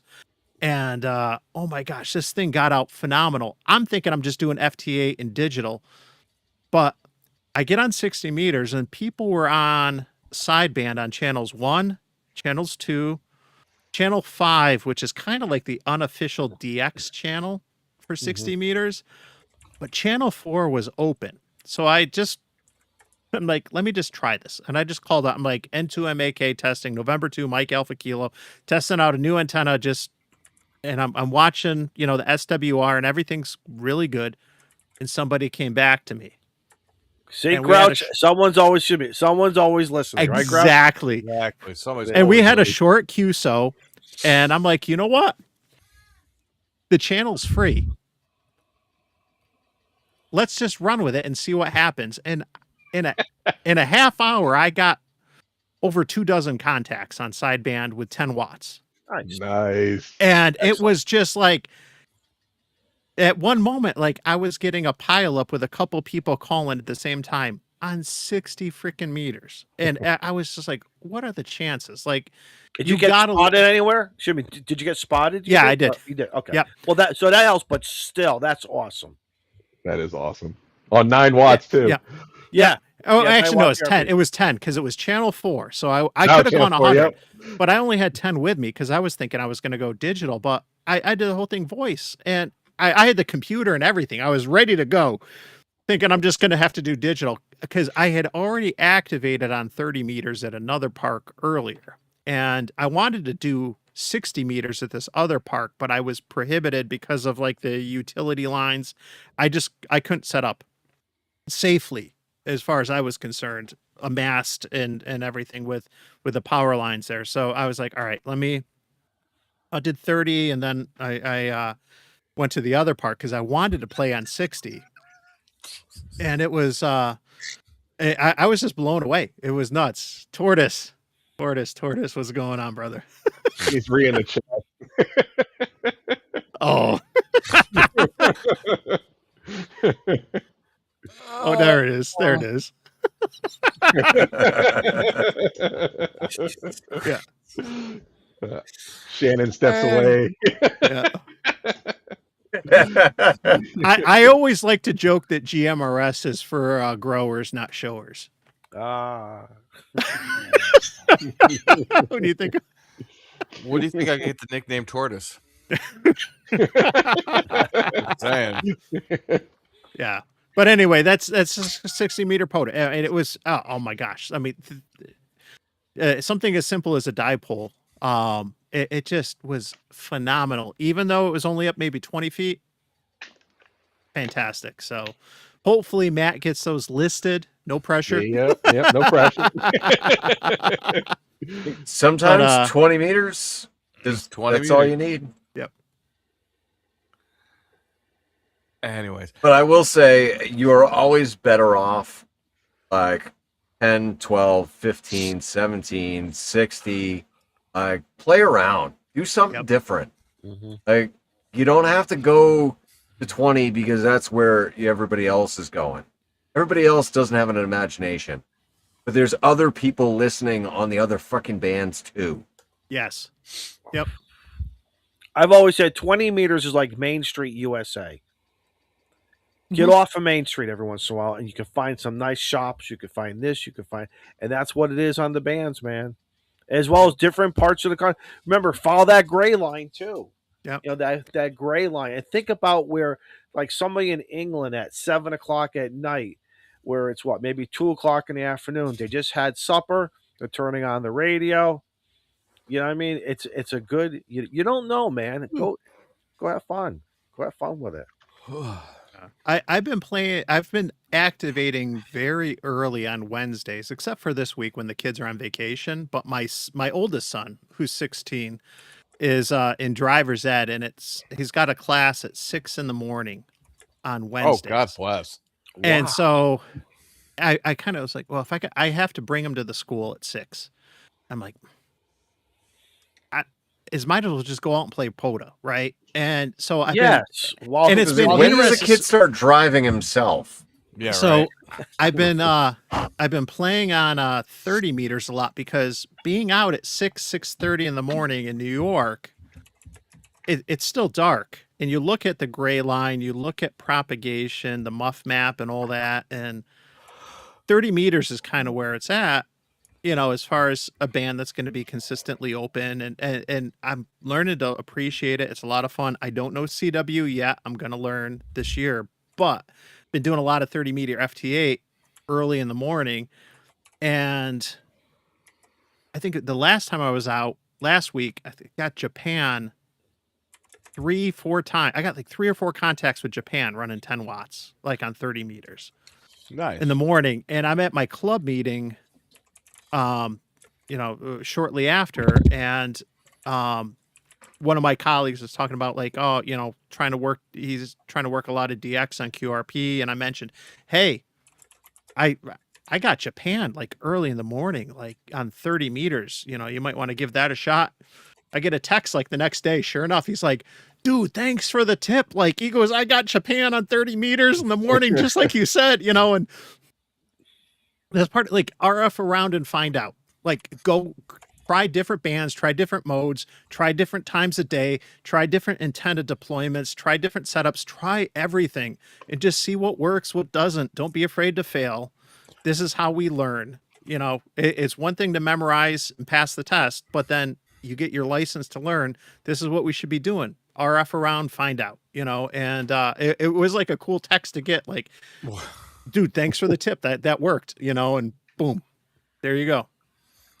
Yeah, so Rob, Nate that was was asking about what is the gray line. So Yeah. do you want All to right. Before we explain the gray line, I just want to tag on to what Mike said, right? Because nobody had ever done parachute mobile via All-Star. But Right. why not try it? Right? Just Yep. fucking try it. You never know. There are so many naysayers out there. Yep. Just try it. Experiment. Have fun. Do your thing. Go ahead, Shannon. No, so I was just gonna say, for the newbies that might be out there, because we do have a few new people in the chat, new hams in the Yep. chat. The gray line is, kind of like right where that sun is setting in one area and it's rising in another, and you can get some really crazy propagation along that gray line with They the don't know what the ionosphere. fuck they're doing. Who did that? Who said that? Who do That you was think? Mike. That was Mike. No, that That was wasn't not Mike. That was not Mike. So, I don't know how to do that. And Izzo made a good point, right? Like, we have to keep in mind that when we're making radio contacts with people, right? Like, it could be 7 o'clock at night in England, but it's 2 o'clock in the afternoon here, or it's 10 o'clock in the morning in California. So, I use PSK Reporter a ton, especially with like FT8, FT4, VARA C, to see where my signals are going when I'm using those modes, those automatic spotting beacons and propagation. So you can sort of see on there where the gray line is, and then you can sort of get a sense of, okay, what bands are going to work at what times to what locations. It's also another factor, and Shannon, you're absolutely right, and another factor that I'm still learning where we are in the sunspot 11-year cycle. What is going on with the K index for that day? The solar. There's so many things that I look at things as maybe a general guidance, and after that, I just throw the hook into the water and see what fish are going to be there. It's really at the end of the day that is it, because there have been times, especially like, and I'll give an example. Let's say we have a G5, something crazy wipes out the bands for 2 or 3 days. All of a sudden in the evening, I remember one day I'm down in the shack, the last storm or the previous storms, and all of a sudden, like 20 meters is like going. All of a sudden you can hear it within 15, 20 minutes. It's getting better, and then all of a sudden, an hour later, it's getting better. But the graph reports that you see on the web and social media have not caught up, and those are always, I believe, Tamantha explained it as that's a 6 hour, 3 hours what was, and 3 hour prediction of where the atmosphere is going to be. Yeah. It's not a fish finder. The fish, if you're a fisherman, you drop the fish in, you drop that camera in, you see exactly what it is. This is not exact science. But play with it and think about it too. Just like Shannon was saying, think about where and I guess you do something crazy, guys. When I got into POTA about 7 years ago, 6-7 years ago, I used to like going out on Sunday mornings around 10, 11 o'clock. And back then there was not a lot of activity. And a friend of mine said, "Oh, they're probably all in church." I think she was right. Because I think back then a vast majority of people were in church, and then it just seemed like after noontime, 1 o'clock my time, my contacts, I had an increase in contacts. Now, is that the craziest thing that has ever come out of my mouth? I don't know, but it just seemed to work there for a while. Now, am I saying less people are going to church? I'm not saying that. Don't send me any email. Send everything to n2mak@arrl.net. But again, there are trends there. There are just so many trends to but don't get lost in the scientific data of it. Just use it as a reference, I would say. Yeah, as well as what? Turn on the radio, right? Turn on your radio and call CQ at the very least. I mean, honestly, Grouch can vouch for this, right? Like, one of those days that we went out for POTA, I don't know if it was the first day that we did the what was the state park you were Russell Abbott? If it was the first day that we were trying to do Russell Abbott, and I was sitting there in Grouch's truck, and I was like, damn, I never even checked like the solar weather report for today, right? So I go and check the ham band conditions, and it's like everything is red. everything says 4. We're in the middle of a solar storm. I'm like, oh man, we're gonna have like the worst day ever, right? And what happened? We had like the best day ever that day. We made contact with at least 5 different YL stations, which you hardly ever hear YLs on the air. There were tons of YLs on the air. We were making DXs to Europe. We were making Park to contact. Park in Colombia. See, Yeah, you thought, and you like thought it South was a America, full moon all that brought out the crazy women. It's actually solar spots. Right. We now And then- have it. Hey, listen. And Paul and I were at a park the first time I met Paul. And remember, Paul, we're chasing, we're getting frustrated. It's the antenna, only to find out, you were operating like 1 watt. I think 5 watts. And as soon as he kicked up the power, man, all of a sudden that station heard him, man. I think it was DX too. Well, it was fun.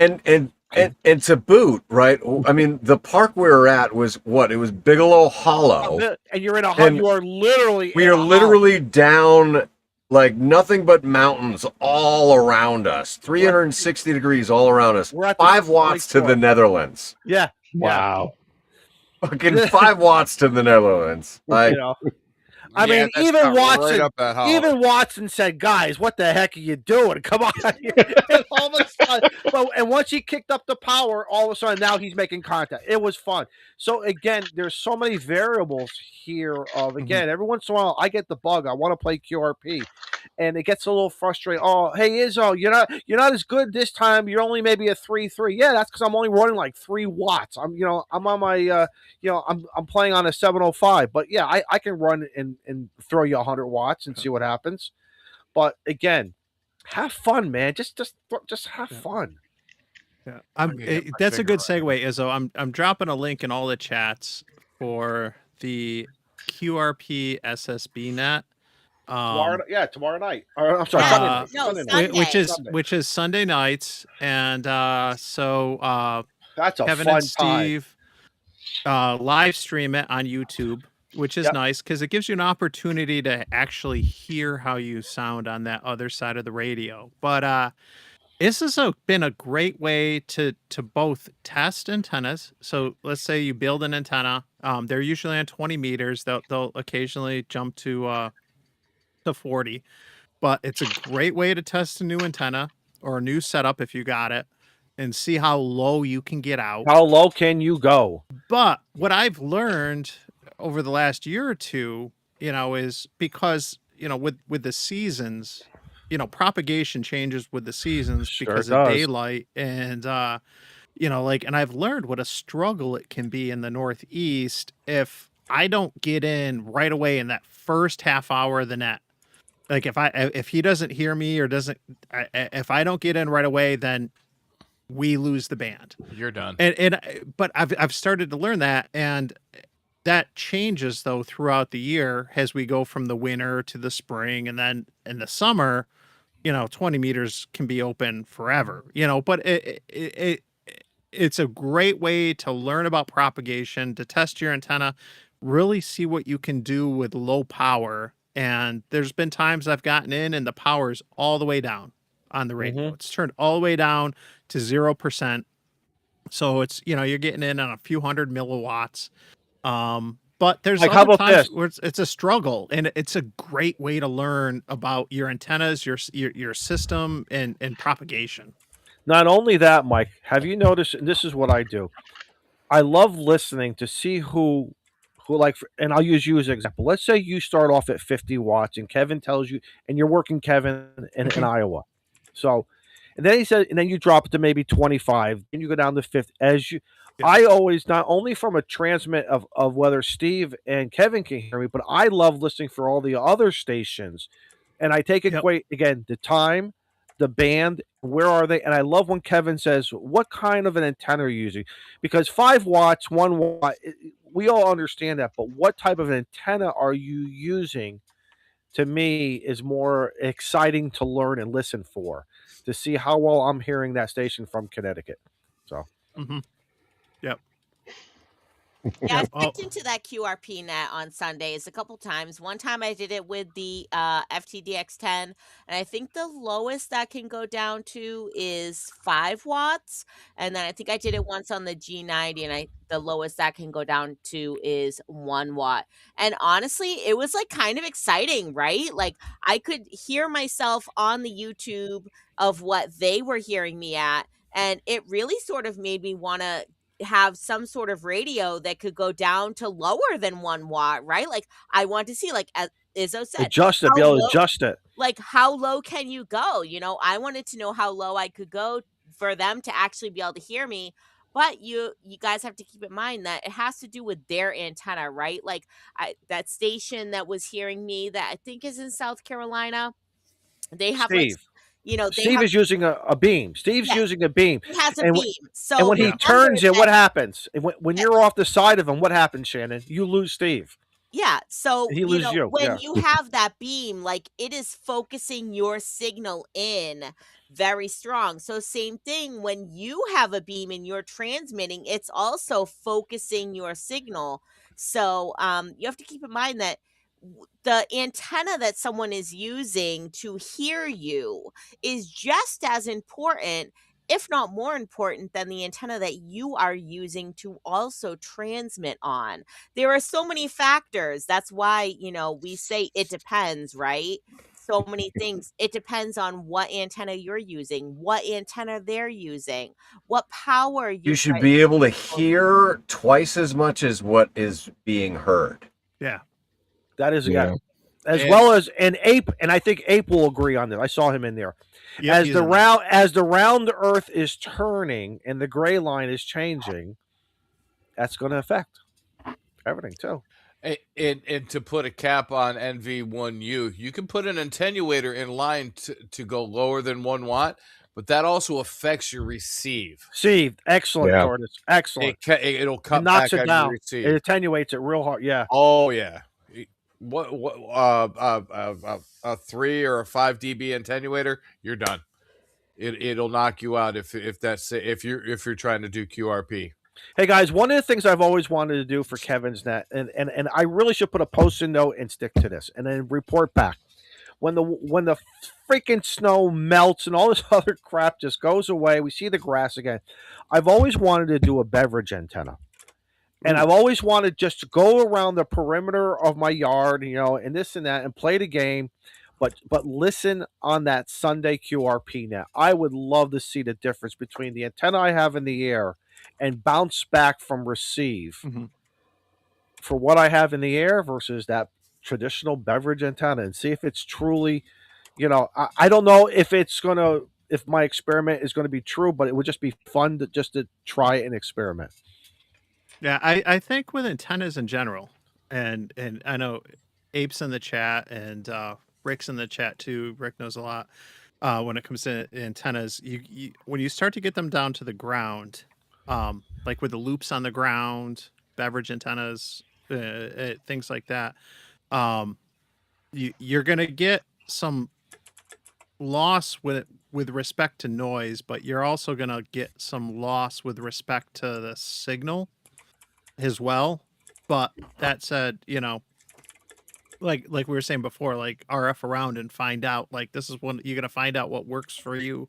And depending on what type of environment you might be in at your QTH, if you're in a noisy urban suburban environment versus out in the country, you might have a lot of RFI from power lines, nearby homes, wall warts, electronics, I things can't like stand that. the And wall so- warts. The Yeah. wall warts are the worst for us. Yeah. Your next door neighbor, who could be the greatest neighbor and this and that. You can walk over to grouch your neighbor and get yourself some booze and Yeah. Tortoise, but all of a sudden they got a wall wart because of the hedge trimmer or the weed whacker that they're charging. Unplug that damn thing for me, please. Reduce my noise floor. QRM generators. Yes, Matt, you're right. I've got one of those. Yeah. I've got a charger in the camper that I run to charge the batteries, obviously. And I didn't have my radio on, and I had the charger running, camper sitting out front. I come in, every freaking band is gone. I was like, what the hell happened? And then I go out, charging's done, unplug the charger, come back, I was like, wait a minute. Like, son of a bitch. Yeah. Well, one day I shut everything off in the house, went to the breaker, obviously did it around, noontime or so, daylight, and just shut everything off and let everything just kind of drop for about 15, 20 minutes. I wanted to see if it was coming from my property. And lo and behold, it was not. So did I get lucky? I don't know, but I think I know, but I got good neighbors. I don't want to, I'll deal with it. I'll deal with it in other ways. And that's why there's POTA. So. Like a good neighbor, State Farm is there. Yeah. especially when I need something from them. Or vice versa.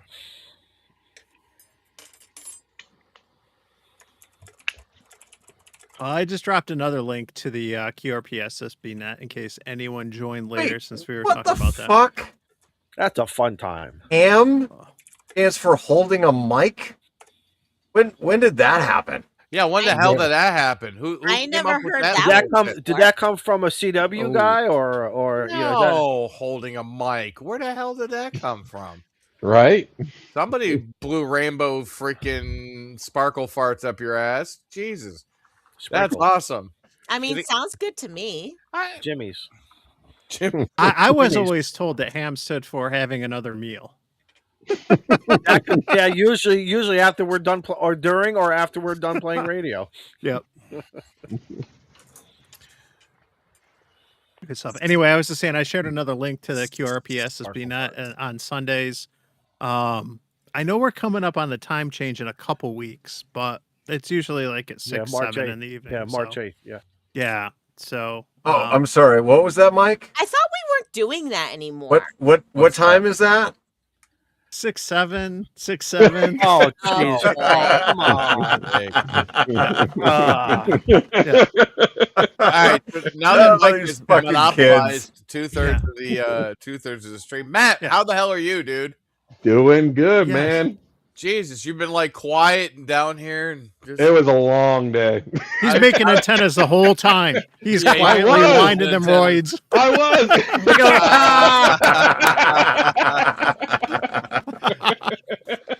I'm like trying to get you to smile, like he looks like a lawn gnome. Dude, I'm falling asleep. I gotta wake up at 5 tomorrow. Poor Matt is like been so quiet down there, and we were watching somebody's walkthrough on the Hamcation. I can't remember if it was Josh from HRCC or who it was, but they had your Reliance antenna, like inflatable antenna. Yeah. Yep. So I was like, that's Matt. We know him. He sold out of every single one at Ham Source. So hey Matt, can I tell the story about that antenna? There it is. Yeah, you can. So guys, I bought one from Matt, and I said I gotta try this. Because I love freaky new things like that and everything. How do I keep it clean? Izzo. How do I keep this thing clean? PG. You don't have to at this point. Yeah. Well, I don't want to get We're anybody. fucking way off the rails. It's all right. 9 o'clock. All right, got that thing fully erected, and all of a sudden, a wind came by and it bent it over like this. Yeah. But I was still making contacts.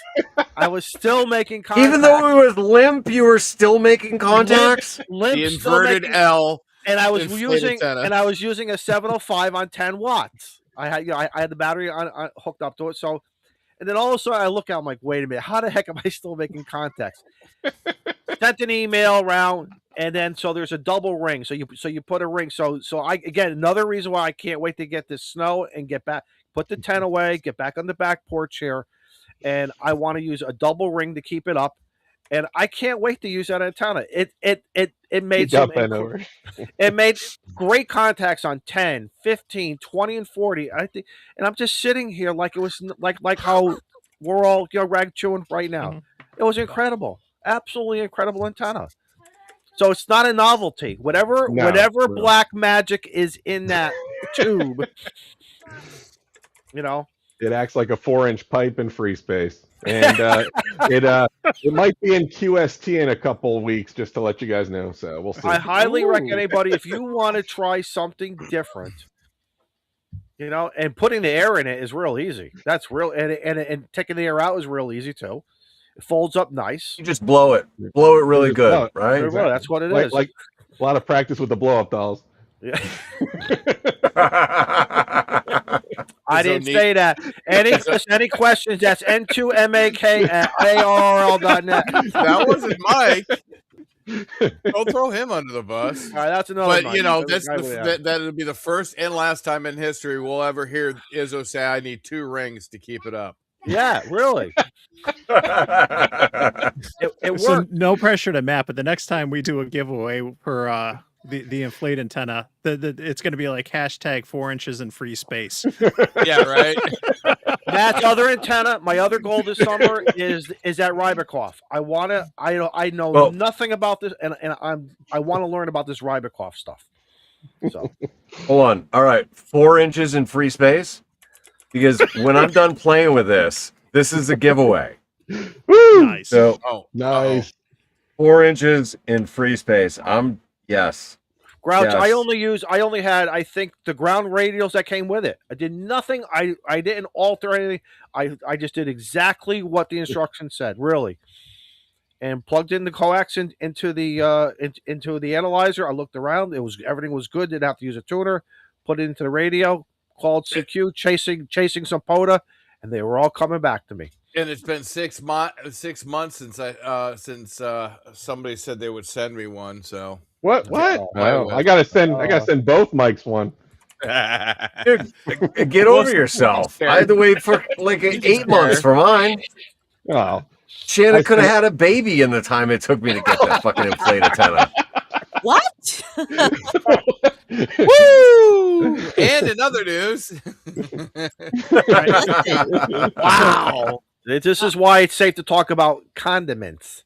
No, what happens in POTA stays in POTA. Now, right. Izzo, I Don't get me can't started. resist the bait. What's that? You want to know about the Rybakoff? I'll make Yeah, it real I want to simple. learn. No, yeah, put it at a kindergarten level. So it's a random wire. Okay. pretty much. First and foremost, it's a random wire. If you hook it up to your radio, and I think N1JUR has a video where he forgot his tuner, it'll probably work out fine on, I think, 10 meters, where it'll have like really low SWR, but it's a random wire. But with random wires, we know there's nothing random about the lengths. Correct. These lengths are all magical, and you're trying to thread a needle, obviously, with impedance, where you're trying to get not a low impedance, not a high impedance, but you're trying to get like a medium impedance antenna where your antenna tuner can do the work. It's great if you can get it with a 3-to-1. Sometimes you might need a 10-to-1. And that's going to depend on, if Ape's still in the chat, they did a lot of testing at CAR with the different toroids and the different mixes and stuff. But ultimately, you're using a 4-to-1. Yep, I have all the parts. I have that. So you're using a 4-to-1, Yep. and it's a random wire, and it's a vertical. But the magic thing about this is, given the length, which is 24 to 25 feet, you're gonna avoid high lobes, like high radiation lobes on the high bands, like 10 and 12. If you start to get up to like some of the common random wire lengths are 29, 35 and a half feet, 43 feet.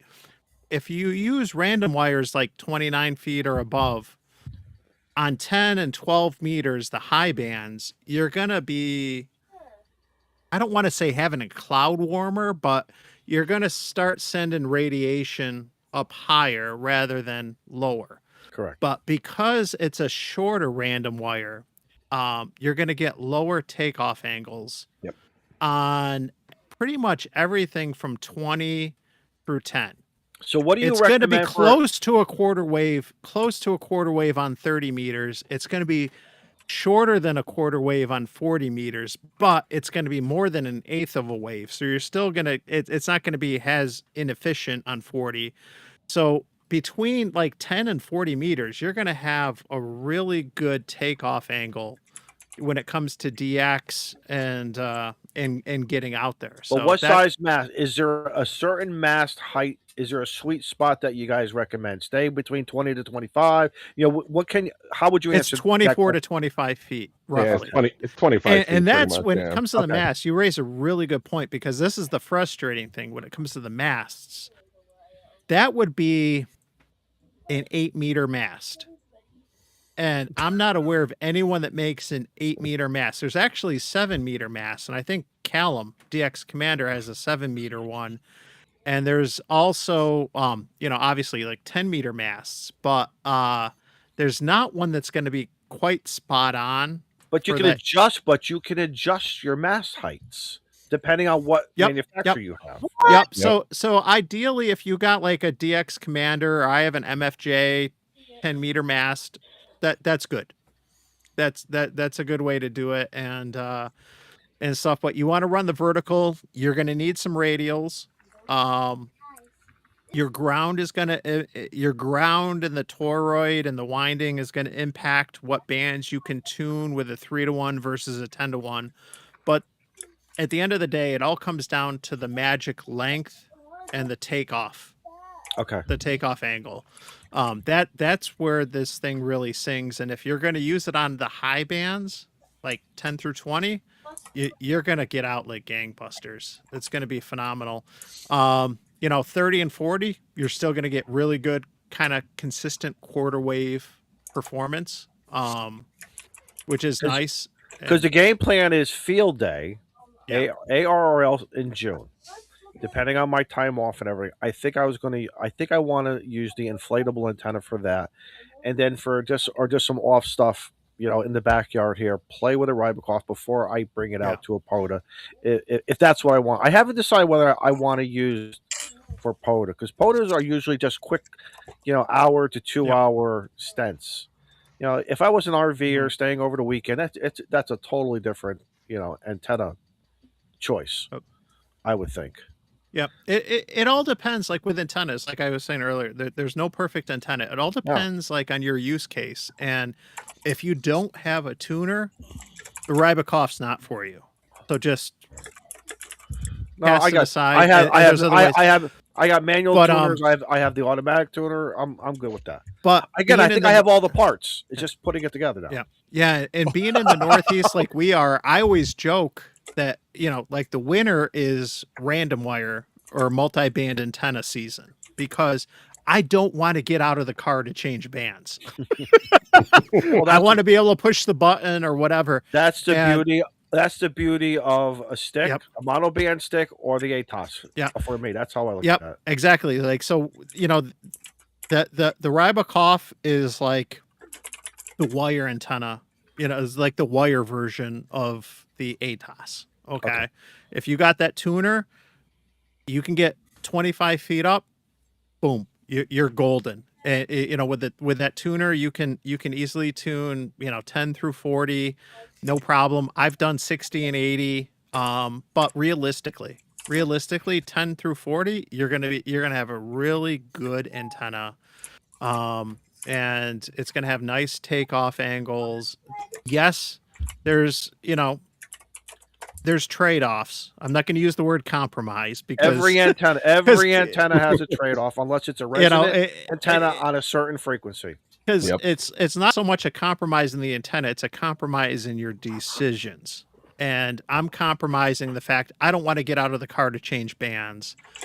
And so I'm going to do something that is I can easily switch from the radio. Now, you could do that with an NFET half wave, but you're going to have to set up more wire, 3 times as much wire to do 10 through 40 versus the Rybakoff. Yeah, but my Reliance that I put out there in the backyard 40 feet away from me right now, that was supposed to only be a temporary antenna, still up through all these crazy weather we've had since August. Nice. And it's working. Nice. It's working beautiful. So Reliance, folks, I cannot tell you enough The national antenna of Use the code Northeast. Grouch for 10% off. Right. I look out every morning. You want to know what I look for, especially after the storm? Because mine, I have the orange. I have the orange wire mat going out. Yeah. And that's my visual indicator that the antenna's still up. Exactly. Nice. But going back to you, Mike, that Rybakov will do 160 through 6.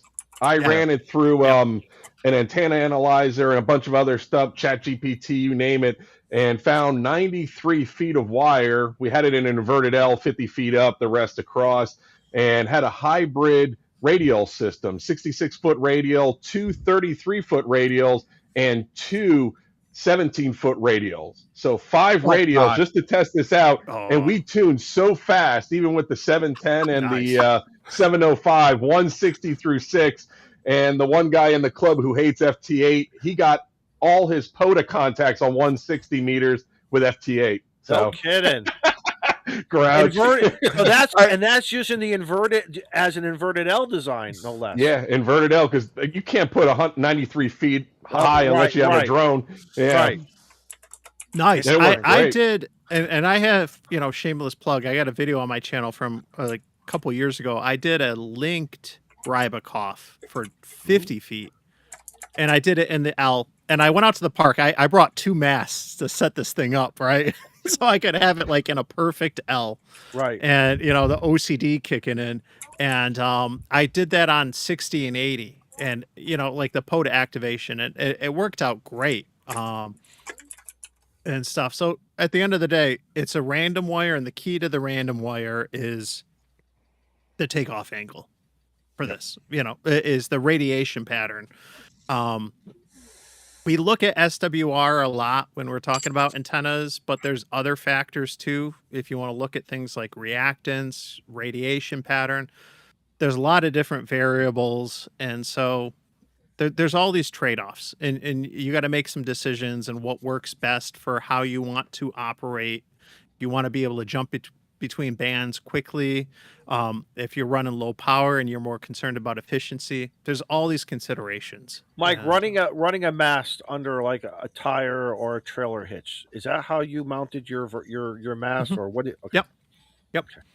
And I've run the Rybakov and also a 29-foot random wire straight up vertical, 33-foot mast right next to the car on one of the drive over flagpole mounts, with the mast, and it's worked fine. Some people get concerned. Oh no, you got the car, a metal body right next to it in the near field, this, that, it's a compromise. It is what it is. It's not perfect. I don't think anything is going to be perfect. We're not in free space.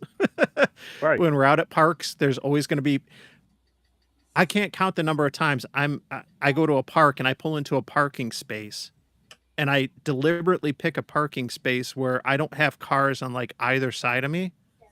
And there's so many spots that are open, yet someone's got to pull in right next to me. And it's like, what the really? Like, you see a big mast or an antenna on the roof or this, that, and there's all these open spots, but you're going to pull in right next to me. In my opinion, the only perfect antenna is an AM radio station.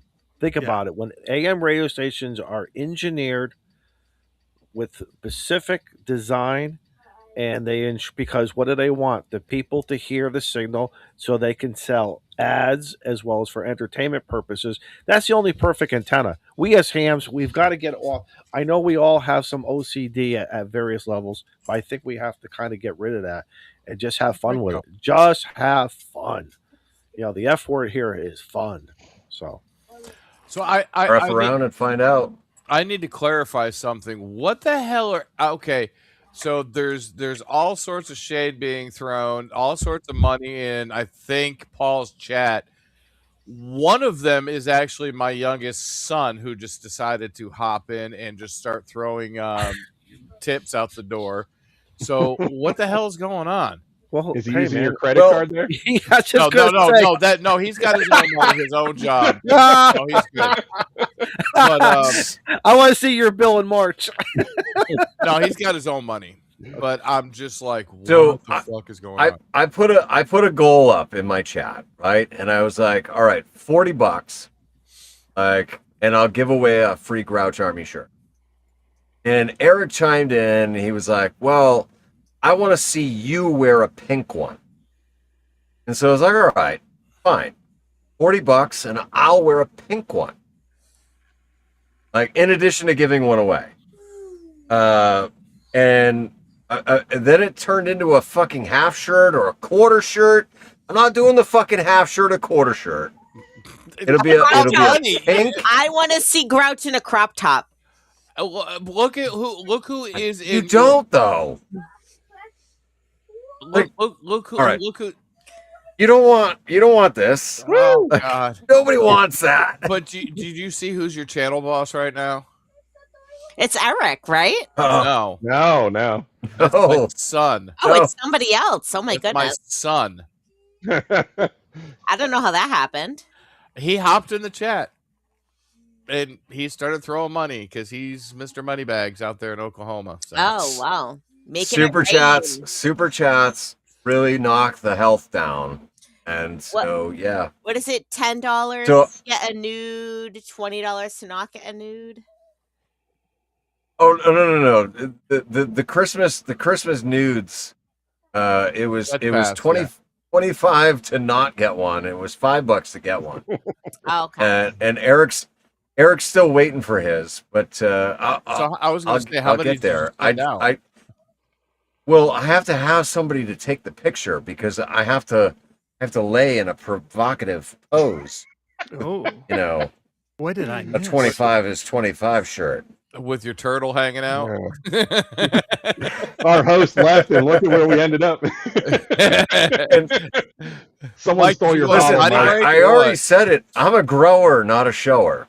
Okay, That's what I'm so saying, like, you're gonna be disgusted with the fucking picture you get, Eric, but you're gonna get one.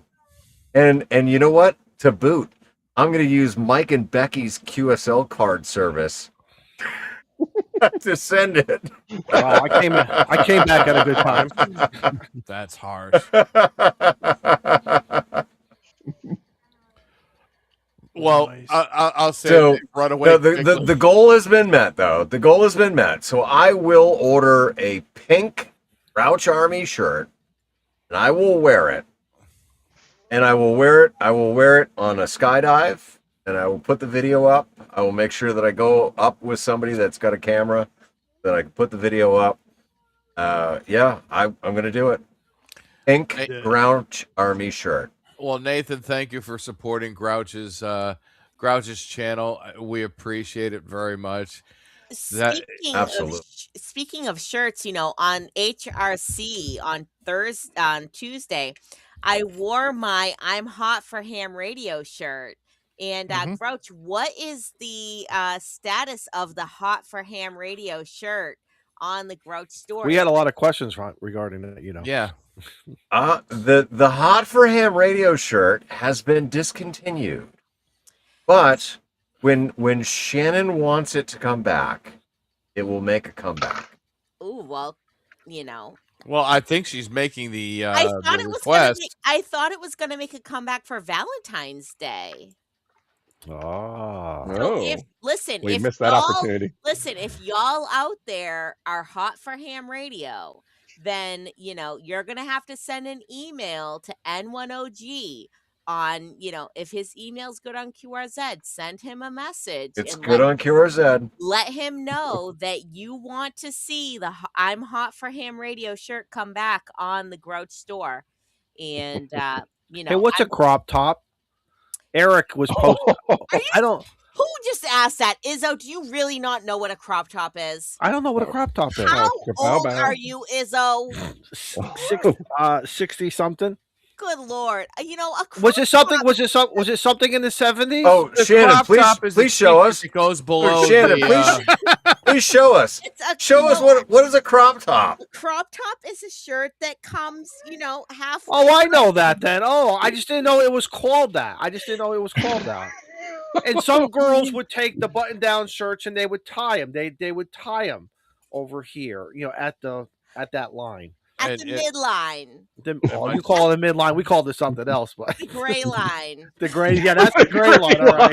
That's the gray line. All right. Yeah. Oh, boy. Yeah. And the peanut gallery. Thank you, Eric. J.U.R. All right. Thank you. So the thing is, if I turn it into a crop top and I skydive with it, you're not going to see anything other than all of my skin because the wind is just going to blow it up. And so you're just going to see skin, and that's it. Hey, Paul. Oh, there's so much I want to say right now.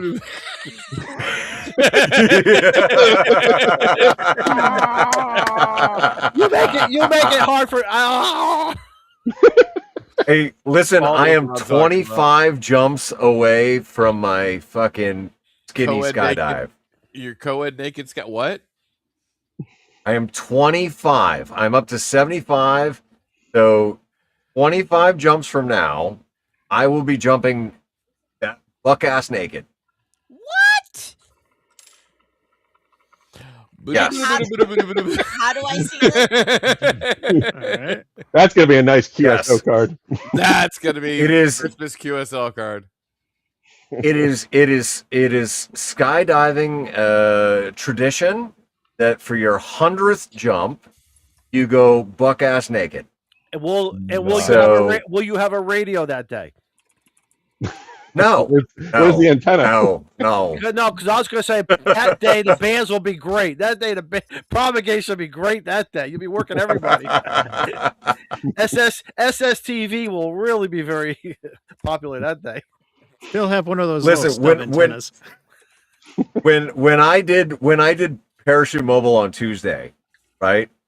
Everybody on the ground was watching me because I was the only one up in the sky for like fucking 12 minutes after everybody else had landed. And they were all taking bets on when I had unstowed my toggles to resume full flight. And I was like, no, I didn't unstow my toggles until 3,500 feet. So there's a lot of time under canopy to be buck ass naked. And I'd rather just enjoy the free fall and then pull my chute and then land quickly and cover myself back up. I'd like to at least keep some modesty, you know? So Just a little when one skydives naked, is there a different type of landing area? Because I would presume you want nice soft grass. No. Okay. Oh, No, so it's ass and grass burns. oh, you're poor boy. You're landing in the normal landing area. Okay. Yeah. With everybody watching. And everyone has a smartphone today. Yep. Live stream. These days. Only on OnlyHam. That's all I gotta say. Shit. Preferably not. I would be amazed if like my ball didn't end up on the top of my ass. You know, like listen, as you age, your balls start to hang a little lower and a little lower and a little lower. Like, could you imagine what a 120 mile an hour wind is going to do? I think I would That'll prefer. create Time to put the Easter eggs bask in the basket. I think I would prefer the El Camino, where I drive around naked eating barbecue chips naked in an El Camino. I think that'd be a little bit more easier for me. Yeah. Two things I don't prefer. Izzo, either way, you still got to be you still got to be careful of sitting on your balls. That is true. See, women don't have that Oh, problem. especially if you got leather seats. Oh, toasty. Okay. Poor Shannon. As Eric would say, now it's time to transition back to antennas. Let me put Mike back in his rightful spot. Like, take charge of this shit show. I am trying. Folks. You've been awful quiet, Mike. I went like a good 2+ hours without having to relieve myself. So That's Good job. yeah. the older especially you at get, this Mike, age. the sooner it comes. Oh. But down here in the corner. oh geez, On that note, talking about nobody Parachute puts Mobile, all baby kinds in of a things. corner. Nobody Yeah. puts baby in a corner. Yeah, well, what do you guys think? We're coming up on 3 hours and like 10 minutes. So you guys want to start to put a bow on it and kind of share what we got coming up, or Put you a want to keep bow on going? it? We still What? got 72 people watching. Wow. Only quitters put a bow on it. Okay, I'm just asking. Are you? I'm being Are you transparent. bowing out, Mike? Because I mean, No. we could just kick you out and just run the Nope. rest of this shit show. Hell Except no. half the viewers are on Mike's channel. Yeah, exactly. Oh yeah, we can't do that. They all have to migrate. we're down to like 7. Yeah. Yeah. Well, hey, what do you guys? What do we have coming up for contests and activities? We had Winter Field Day. We had the POTA Support Your Parks earlier this year, right? I know we're not going to have another Support Your Parks weekend till we get to the spring, but what other activities and things coming up are you guys looking forward to? Do you have any special POTAs planned? Do you have any special contests or things you're looking to participate in? Listen, is this a trick question? Mike Yes. to MAK. Don't even get me started, okay? What? The biggest event coming up on March 8th. Hey, I was going to say March. Even What? I Is know that the DXSSB contest? No, that's crop top. Wait a minute. That's a crop I top. was told Crop top. I was told the date was changed to March 7th. No, listen, okay? There are no rules when it comes to International Women's Day Wild POTA Party. So, yes, there are certain people that are activating on March 7th. There are people that are activating on March 8th. But no matter what day you are activating, it is International Women's Day Wild POTA Party coming up on March 8th, 2026. We're going to have a huge event on actually this Sunday. I'm going to be on the European Ham Radio Show. On March 6th, we're going to have a huge Live Free and Ham event with like tons of YL activators and ham radio operators. So many YLs that we're going to have to rotate you out. Yeah, seriously, like there is going to be Oh, boy. more YL ham radio operators than you can take a stick at, okay?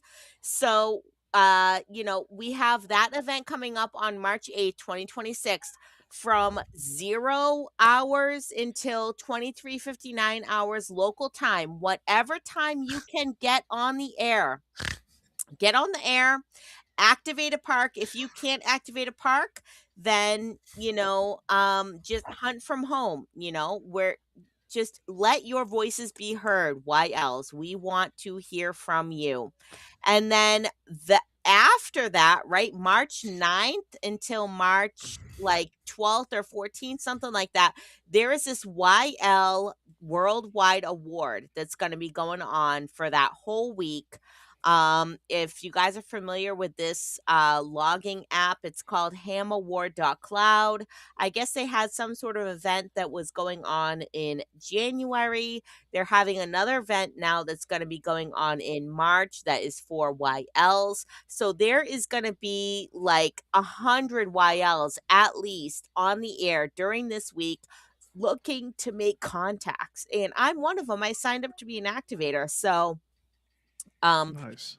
two Nice. big events going on in the first week of March, or the second week of March, for YLs to be on the air, letting their voices be heard, and making contacts either from POTA parks. Like I'm going to be doing definitely POTA on March 8th.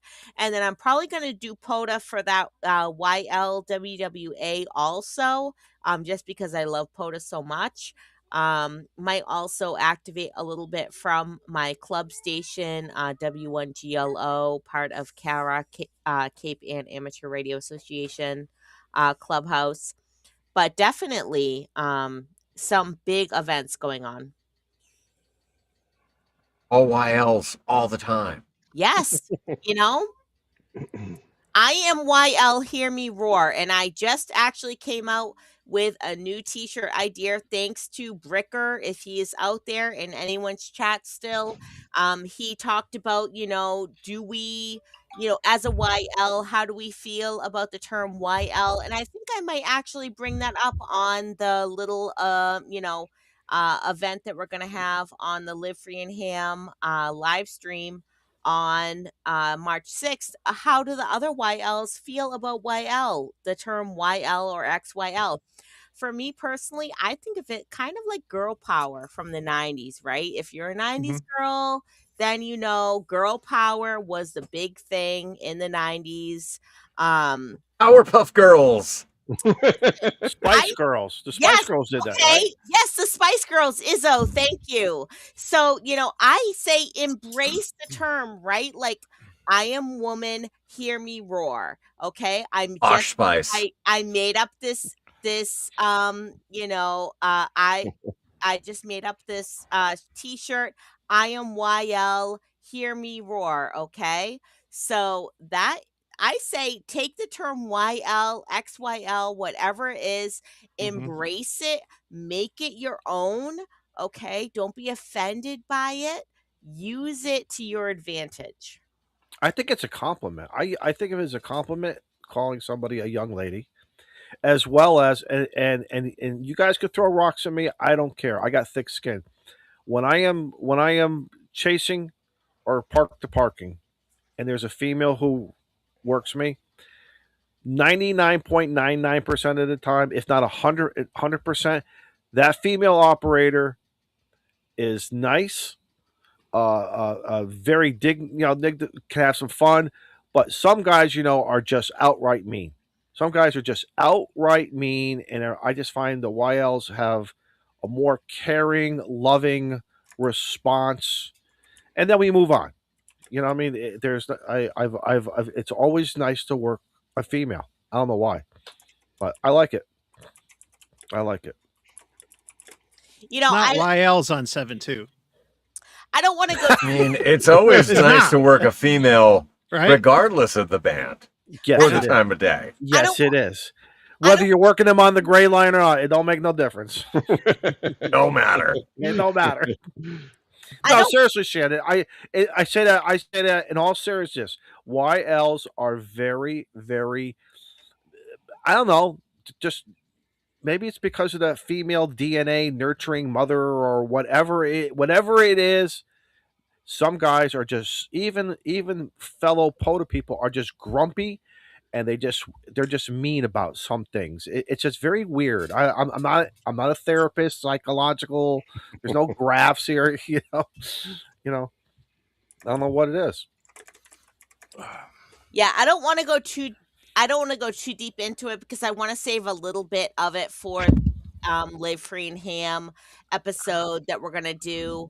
But like I said, I feel like I used to be an XYL, now I am a YL. I feel like, take that term, use it, embrace it. Like, women do have a unique perspective in the ham radio world, right? Like, we are in the minority of the hobby, and traditionally women, right, they're still sort of the caretakers of the home. We have a unique perspective on the hobby. So vagina power. Wow. I'm done. I don't have that power. I am done. Add 6 dB. It's true, though. And It's more. true. And more. It's so fucking true. No attenuation there. There is science to that, okay? Like, a woman's voice is of a higher pitch, right? That's a higher, like, megahertz, right? We're more compressed. Higher megahertz. our voice cuts through our voice cuts through the pileups easier than what a man's voice does. Like, what do you hear easier when you're trying to listen on the radio? Do you hear a lower pitched voice easier, or you hear a higher pitched voice easier? A woman will always get my attention, one way or the other. So Yeah. there you go. Yeah, she's right. Our voices I love listening to a woman, through. whether it's on the radio or not. Uh-huh. Just saying. Right. Exactly. 5'9". 2 ears, one mouth. That's why we listen, right? But men are horrible at listening sometimes. Yes, that has been proven. That has been proven. Men have a serious listening problem. It's called selective listening. Yes. No, it's selective hearing. Yes, honey. Yeah. I didn't hear what you said. What did you say? Huh? Yeah. What was that? I was in the middle of doing the last project you assigned me to. John W. Sometimes you want a receiver that is selective. Give you a virtual punch.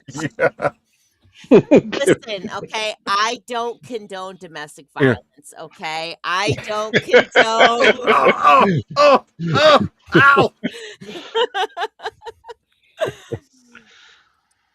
Listen, I have poded with Grouch. Okay, and I highly recommend. And was I anything other than a gentleman? You were a perfect gentleman on our photos, dear. I just let it all fly freaking free on the live streams because, well, I've had 4 scotches at this point.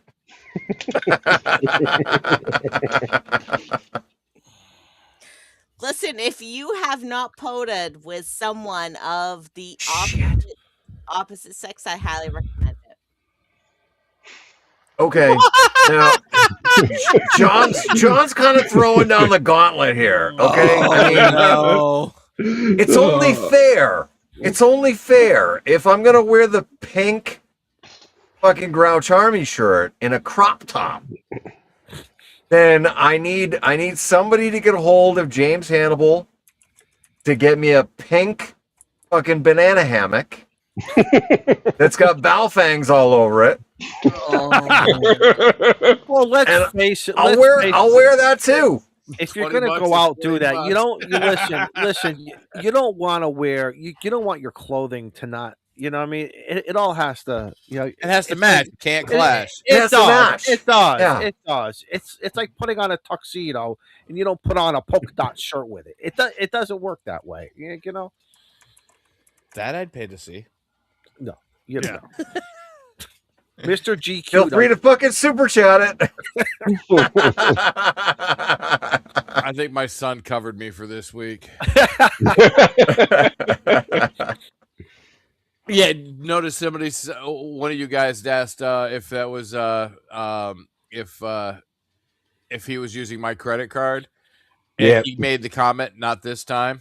Oh. Oh, there's a story there. All right, well, enlighten us. Enlighten us.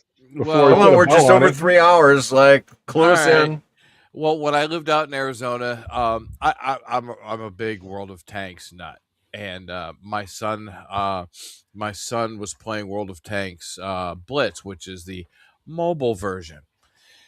Yeah, there was $3,800 over a stretch of a couple months gone out of my account. Ooh. And then my bank called me and said that you're overdrawn. Well, they sent me a text. And I was like, what the hell's going on? And I looked into it and I see World of Tanks. I was like, you gotta be fucking kidding me. That boy did not sit down for a month. Just leave it at that. World of Tanks sponsors Tank Fest. I know they sponsor Tank Fest, and I love Tank Fest, and I'd love to go. I'm going to Tank Fest, baby. I'm so excited about Where that. is this? Where is this event held? Yeah. In England. Yes, I am going to England basically specifically for Tank Fest. It's like the weekend of the June 26th, 27th, 28th, something like that. Super excited about it. Can't wait. I think I probably could have bought a small Toyota for the money that I've put in the freaking World of Tanks. Could have bought a Flex, right? Almost. Maybe. Almost. Maybe. Pretty close. Pretty close. Pretty close. Yeah, that boy done pissed me off that day, and I was on my way to Globe, Arizona. I was on my way up the hill, and I just told my boss, yeah, I'm not feeling well right now, and made a right-hand turn and shot straight down towards the house. Oh, I was lit. There's an ass whooping a coming. Ooh, Someday he'll heard me tell coming. his kids. You know that. Someday he's going to tell his kids. I have to say, poor, Mike's, kid, whatever. When I was like 13, 14 years old, I had this online boyfriend, right? And his name was Daniel. And I used to call him on the phone. He lived on Long Island, New York. I think I rang up like a $400 phone bill at least once. Wow. Talking to this kid on Long Island, New York. So, I can't really like chastise this kid for racking up, hundreds of dollars or thousands of dollars worth of World of Tanks, bills, because if I was that kid, I probably would also have racked up those bills because I did in the past, right? I'm sorry. That was me. No. I mean, was in redhead all hunting. fairness, right? I did it accidentally at On one purpose? point with Game of War. Game of War. I was remember that so game. into that, and I didn't realize until the end of the month rolled around that I had thrown $2,000 into this stupid fucking game. And I was like, "Oh, you know what? It's time to fucking stop playing this game."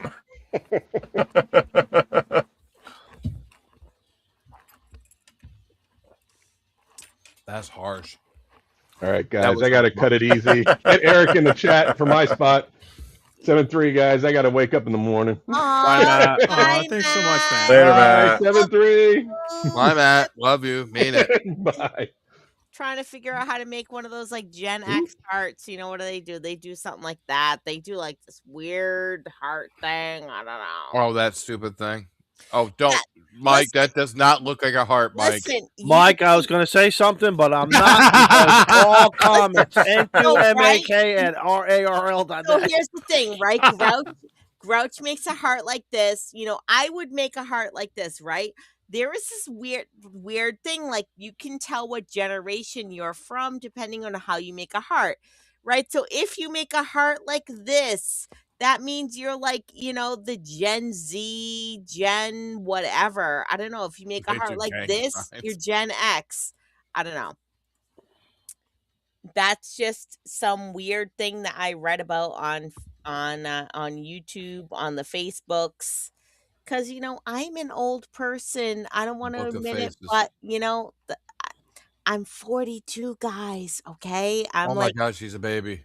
I'm like an my old God. I'm an old person, okay? No, you're not. What are you kidding me? A woman revealed her real age. We are young. We are all young, and I don't care.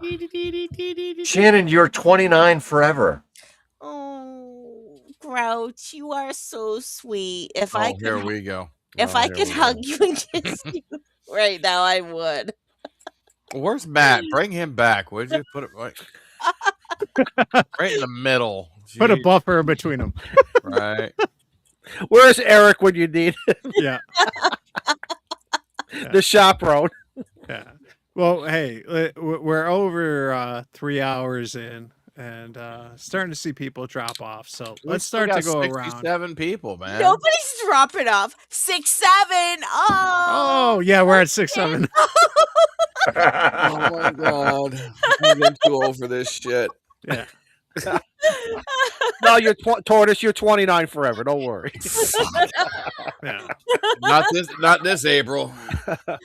Meanwhile, if you guys hear Miles, he's yelling in the background, "Stop! Stop!" He hates 6'7". He thinks it's like the worst thing ever. It is Does the he? worst thing ever. Like, It's stop, stupid. It is. Stop, mommy. It's so dumb. A lot It's of so kids, dumb. a lot of kids who I've asked said, "Don't say that." Oh wait, not, Eric did not his because of my comment. age, but because they don't like it themselves. They don't understand why it got social media Oh, just he's gonna went come? crazy with it. So, Well, that's what he says. Let's see. I should go in and maybe get another cigar. Let's see if Daddy. All right, gets so there. hey, you want to know what's coming up on the Grouch's channel? Yeah. What's Yeah. coming up? Yeah. What? What is coming up on the Gorgeous We're on channel? pins Tell and us. needles, sir. I edited my jump video from this week. It was awesome to jump with somebody that had a camera, but it was a 360 camera, which was a freaking giant pain in the ass to like keep me in frame. Mm-hmm. But I finally got it, so that's going to be uploaded tomorrow. I got some members only videos that are up now. Those will go public here this week. Sunday, I am transitioning drop zones from Skydive City to Skydive Palatka, which is going to be great. I'm going to spend a week there. I'm gonna jump with beautiful views of St. Augustine from the sky. Hopefully, I will have a whole bunch of video to go along with that. And then I'm off to Texas. And Texas is where I'm going to catch up on all the backlog of videos that I've got. So there's a lot of stuff coming. And so I appreciate 100% all of the channel members, Patreon members, channel supporters. Like Nathan, thank you.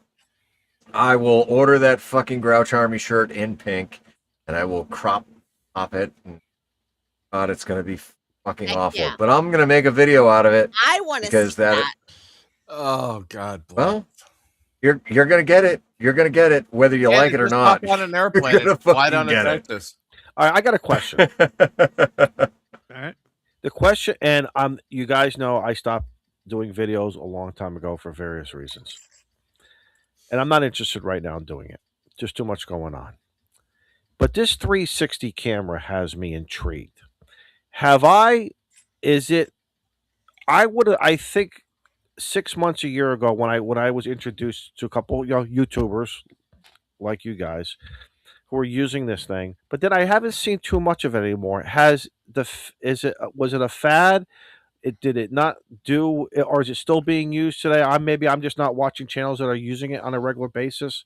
'Cause I thought it was the greatest viewpoint when somebody when someone's driving, as an example, and you're giving that 360 view while they're driving and they're commenting.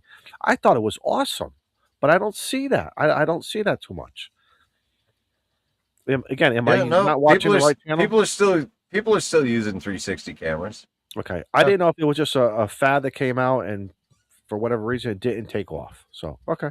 Oh no, Insta360 is one of the biggest 360 camera companies out there, and it's almost seamless. Almost. Okay. Almost. Okay. You can just see a little bit of the meshing line, especially after you've dropped the camera about 20 times. But yeah, it's really they're really awesome cameras, and before you export it, you can change the view on your phone, so you can change the view, and then you export that file out as a permanent recording. So that's neat. Yeah. And so I'm 125 jumps away from being able to jump with a camera.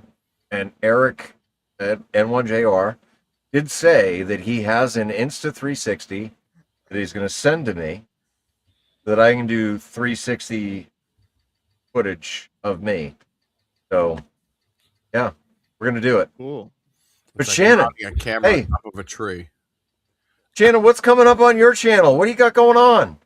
My channel, listen, okay.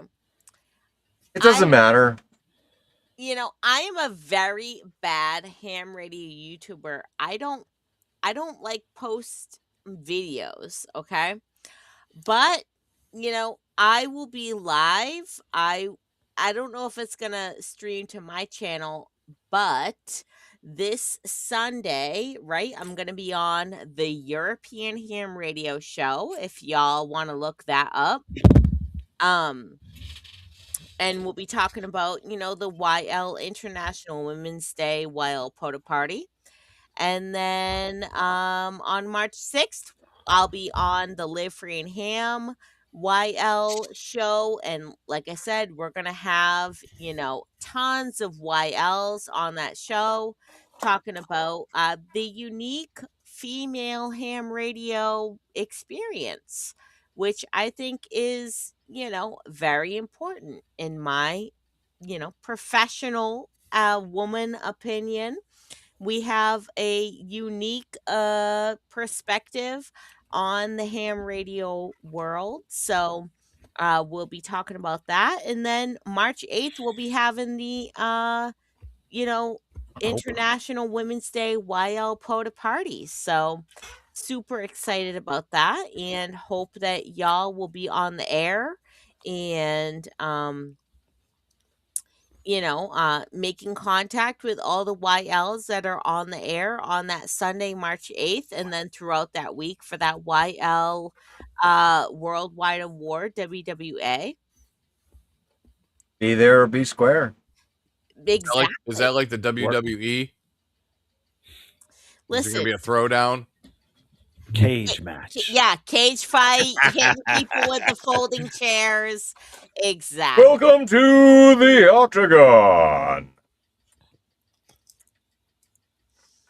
I don't know. All right, Tortoise. Tortoise, what do you got? I wasn't allowed to watch that when I was a kid. You weren't? Why? Because that's violent. That is not for little girls. Don't watch wrestling. Don't you know that? Bullshit. I got Fuck you. Rowdy Roddy Piper was just as much a girl as any of the girls were. I'm not saying nothing. I got battery, man. Check this thing out. Listen, what is that? 12.8 100 amp hour. That's 100. Oh, look at that. Okay. All right. And it's a mini. I got him It's 100 amp hour battery. It's like a 24, like a 24F, but it has the the posts on the middle. It's the same size as my cycling bat. Ham sexy. I like that. Weighs about 45 pounds. It's a little on the girthy side. Ooh, she's a chonky bitch. Yeah, but it's a lot less than a freaking AGM battery. But I'm gonna get this charged up and throw this in the truck, and we're gonna take it out and see what it does. But I mean, is there a video coming along with that? Maybe. Oh yeah. But see, I mean, I use this one all the time. And 25 amp, yeah. Now, Tortoise, let me ask you. I said I was not going to go to a 100 ampere hour battery. Yeah. And then all of a sudden, I had all these points. I saw some sales and this and that. Talked to a couple people and what they recommended and this and that. And I bought one. I have a feeling, especially this summer coming up, I will be using that 100 ampere hour more than my 40 ampere hour one. And well, it depends on how long you plan on activating for. I mean, if you plan on activating for like 4, 5, 6 hours, 100 amp hour battery. Absolutely. So you don't have to swap out. I totally agree. But I'm wondering if we're going to start forgetting because the size has gotten smaller. The power's still there. Yeah, it is 45 pounds compared to what? Maybe the 10, 12 pounders that we're, used to picking up. Hold on a second. Let me find it real fast here. It's buried over here somewhere. Because I built out a battery box for mine and this and that. And like I said I was never going to do it. And I ended up doing it. It's, where'd it go? I think like we always say in ham radio, it all depends. But I've killed intentionally 6 amp hour batteries. Yes, those are easy though. Just for fun. Fun, yes. To kind of like just see what you can do with 50 or 100 watts. Like how far can you go with that? But I have a 20, and I've never come close. But I'm only going out for a couple hours, and most. And of the what time, are you using though? That's sideband. Yeah, sideband. Put it on FM. Put that thing on FM, and you'll And I was see. gonna, yeah, you're gonna cook yeah, it. You're gonna cook it, yeah. If I switch FM, to AM. FT8 or something like that, then now Izzo, that's if you different. go to my YouTube channel, Yeah, you will see this. I have 2 of those. Yes, The little Ank Power meters. yes, Mhm. and I like them. I like This- them just this to monitor. This will keep you apprised of your battery Right. consumption and what's left usually. Now, But, I don't like to ever drop a radio down past 12.9, 12.8. Oh I know no, the batteries are lithium iron phosphate batteries are good for that. They are. This is not the world of AGM or lead acid batteries anymore. Right. You could drop that thing almost down to 0 and charge it back up. It will not hurt it with the lithium iron phosphate. Okay. I mean, you could drop it down as 11.5. 10 volts is nominal for those batteries. That's what you consider. But is the radio still going to perform? No, it's gonna knock out at about 11.8. Yeah. 11.8. Okay. Now, Michael, something that I feel like I've heard from Elmer's in the past with like the lithium iron phosphate batteries is it's like going off a cliff. Yeah, exactly. It'll go, drop. 5.5, and then boom, you're done. Yeah, it's the same way with the regular lithium batteries. They're the same way. Okay. Except they get hot and they catch fire, and you don't like that. You'll see it go down a little, and then all of a sudden it's like you're done. Oh yeah, but with anything lower than 10, and you're done. Yeah, right. But yeah, I love lithium iron, and you can go below 12.8. You can go 12.4, 12. It sits at it charges at 14.6, and it floats at 12.8. So you can say, yeah, mine seems, mine's about that. 12.8. Yeah, mine seem to all float around 13.2, 13.4. Right. And they're good. But yeah, you can drop it well below 12.8. Now my QMH rig, I have to use an 11-volt battery. I bought like an RC battery, and then Bioenno does have one, and that's been fun experimenting with an RC car battery to run. Just be careful with those batteries because those are lithium batteries. Correct. And if you don't, depending on how large they are, whatever, you can. My son was still in the chat. You can ask him what happens when you pierce a lithium battery. Yes, correct. We did it in Arizona, out in the desert. We just wanted to see what would happen, and that was a fiery, stinky mess. Yep, I don't want the fire department coming to my house. I don't want to see my brothers. You do not want to see for a lot of reasons. Yes, for a lot of reasons, especially for all the jokes from here to eternity. Yes. But yeah, so you go ahead. Got anything coming up on your channel? With no, nothing. With Ham Radio Clubhouse, sometime in March, we're looking at dates for the 5-year anniversary show. You sure it's 5 this time? We think so. We're just gonna, or maybe we'll just rerun last year's show. 6, 7. Yeah, 6, 7. We'll have some giveaways. Who knows? Maybe some koozies, maybe a hat or two. Who knows? It's everything is going to be the boys with all their new lasering that they're doing and their supplemental hobbies now. I'm sure we're going to be putting together some very unique stuff for everybody. And but right now, I've just really been busy with some with both of my 2 jobs that I have, and we got some word on some stuff tonight regarding some things, and so things are going to escalate real fast. So, but like I said, I'm just waiting. I'm at this point. I get like this every February when it comes to the cold weather and the snow. I don't know if it's because I'm getting older now, but the snow is nice for a certain amount of time period, and after that, I just want it to go away. I was looking at my POTA. Like I haven't been into a POTA park, I think, in 3 weeks or so. I'm starting to Jones. This week I wanted to go out today. Pouring rain all freaking day. Oh, it was crap today. It was. Tomorrow, I don't know if I can squeeze something in. They're talking about work for Sunday, Monday. I might get held over. It's just, can we just break again? And I shouldn't even complain here in Connecticut compared to other parts of the country, but it just becomes a really mental thing of I want to see some sunshine. I want You to know. do work outside. I want to see 45 degrees. I want to see 40. I just want to see 45, 50 degrees, please. You know what I mean? Hey, I'm not, next week we're supposed to be getting up there again, back up Yeah. to 45, 50 degrees. So, Yeah. count your blessings, get your shovel out, start mashing up that snow so it melts faster. Exactly. That's what we do psychologically. We think it'll help move it away faster. So, But are you studying for your extra, Izzo? 2 days ago, I think I studied a chapter. I'm not doing it every day. That's good. I Suit just your own don't. pace. The boys know it. I know Shane likes to break my stones a little bit. It's okay though. It's all in good fun. But I don't know, man. I was just talking to a couple people about it. Nobody wants to go to California. Sorry, Come to California. No. I think I would like to visit. Yes, I would like to visit California, Northern California, and there's probably about Northern 6 or 7. California. Oh, I just said the word 6, 7. No, Disneyland. No, I know. yuck. Disneyland is in Shannon, I am a Get the big poop Disney app. World nut. I like you. I am a Disney World, and I'm proud to say I had some wonderful, wonderful memories and some other things.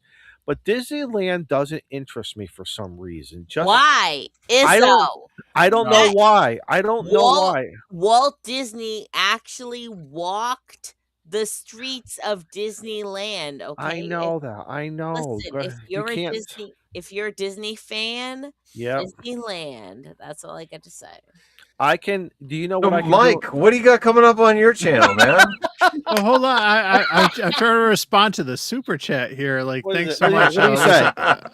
WD0. Well, you could just respond to it via ONH. voice. Yeah, thank you so much for the super chat. I'm just like trying to WD. type and Listen, WD0OM, he is Oh. part of the HRCC crew, and I love you, my friend. thank you. Thank you for sending that super chat. Yeah, we hit in the 40s with rain. Yeah, we today, got but the 40s it's and it just went to crap. it is what it is. I my whole thing, I'll always say I love having 4 seasons, right? But I hate the back and forth. I hate the back and forth that we get between like fall and winter and spring. Like the back and forth with the seasons, especially having dogs. We got 2 poodles. It drives me nuts. Like, with the mud, the yard, it just Poodles and mud? Oh yeah. Look, I think I'd rather have the mud. Here's what I don't like. Like if it rains and then it freezes over to the ice part. Yeah. That really just, I'm like, come on.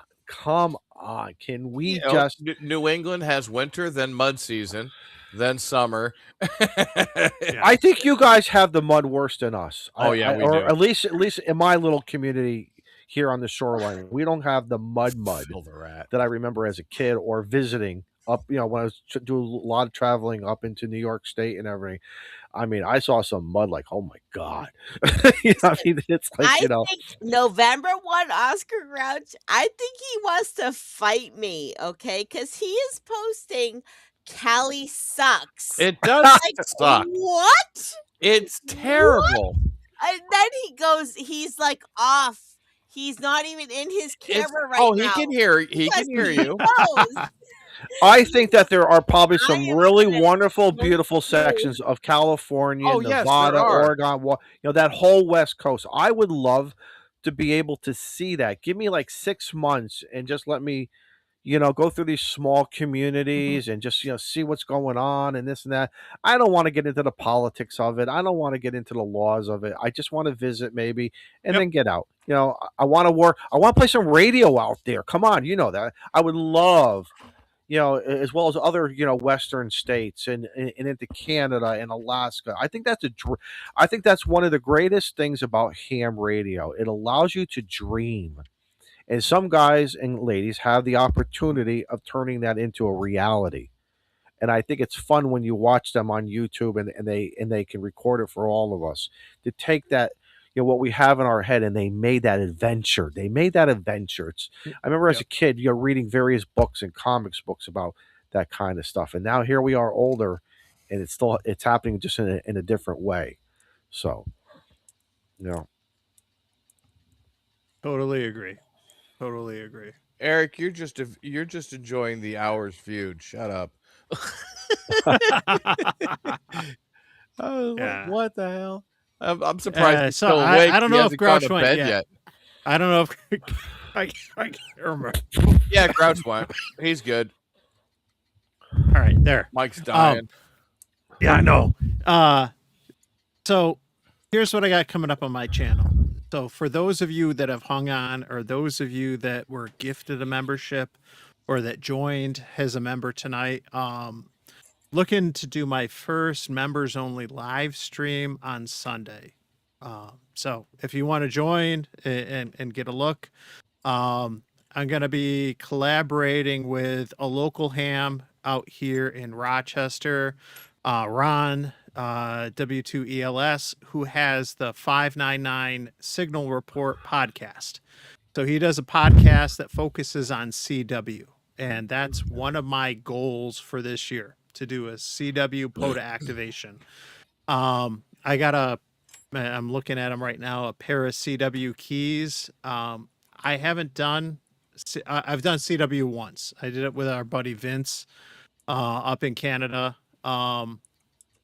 He gave me a quick lesson in the field so we could do a dummy load to dummy load contact, which was a lot of fun. We're going to do a recording session on Sunday. I will push out the link to members on Saturday, tomorrow. So if you're a new member or an existing member, you'll get the link. And we're going to be recording 2 videos, 2 podcasts. And you can check it out. And we'll be talking about resources to help you out if you're interested in getting into CW.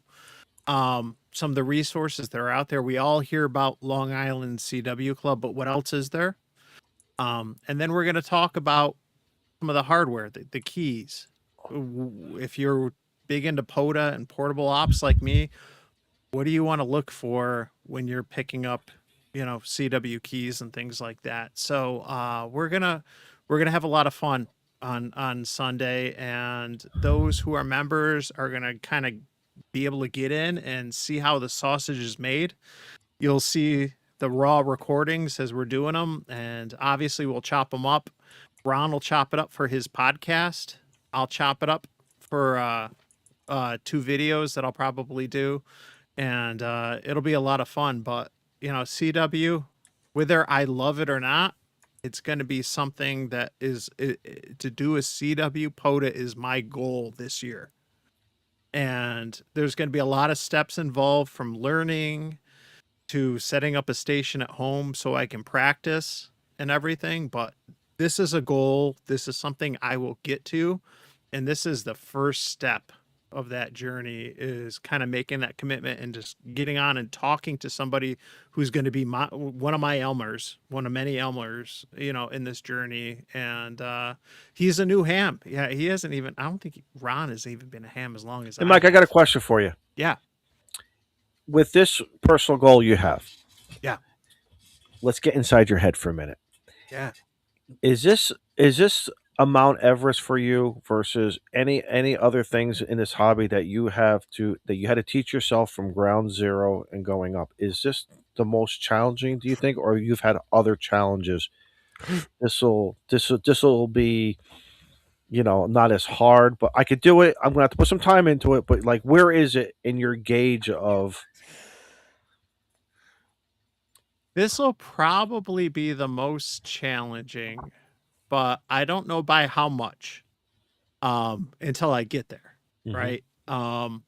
So we'll have to ask you 6 months to a year from now. Recently, like the last 2 years, and when Bean passed away, I said I want to do a satellite contact. Right.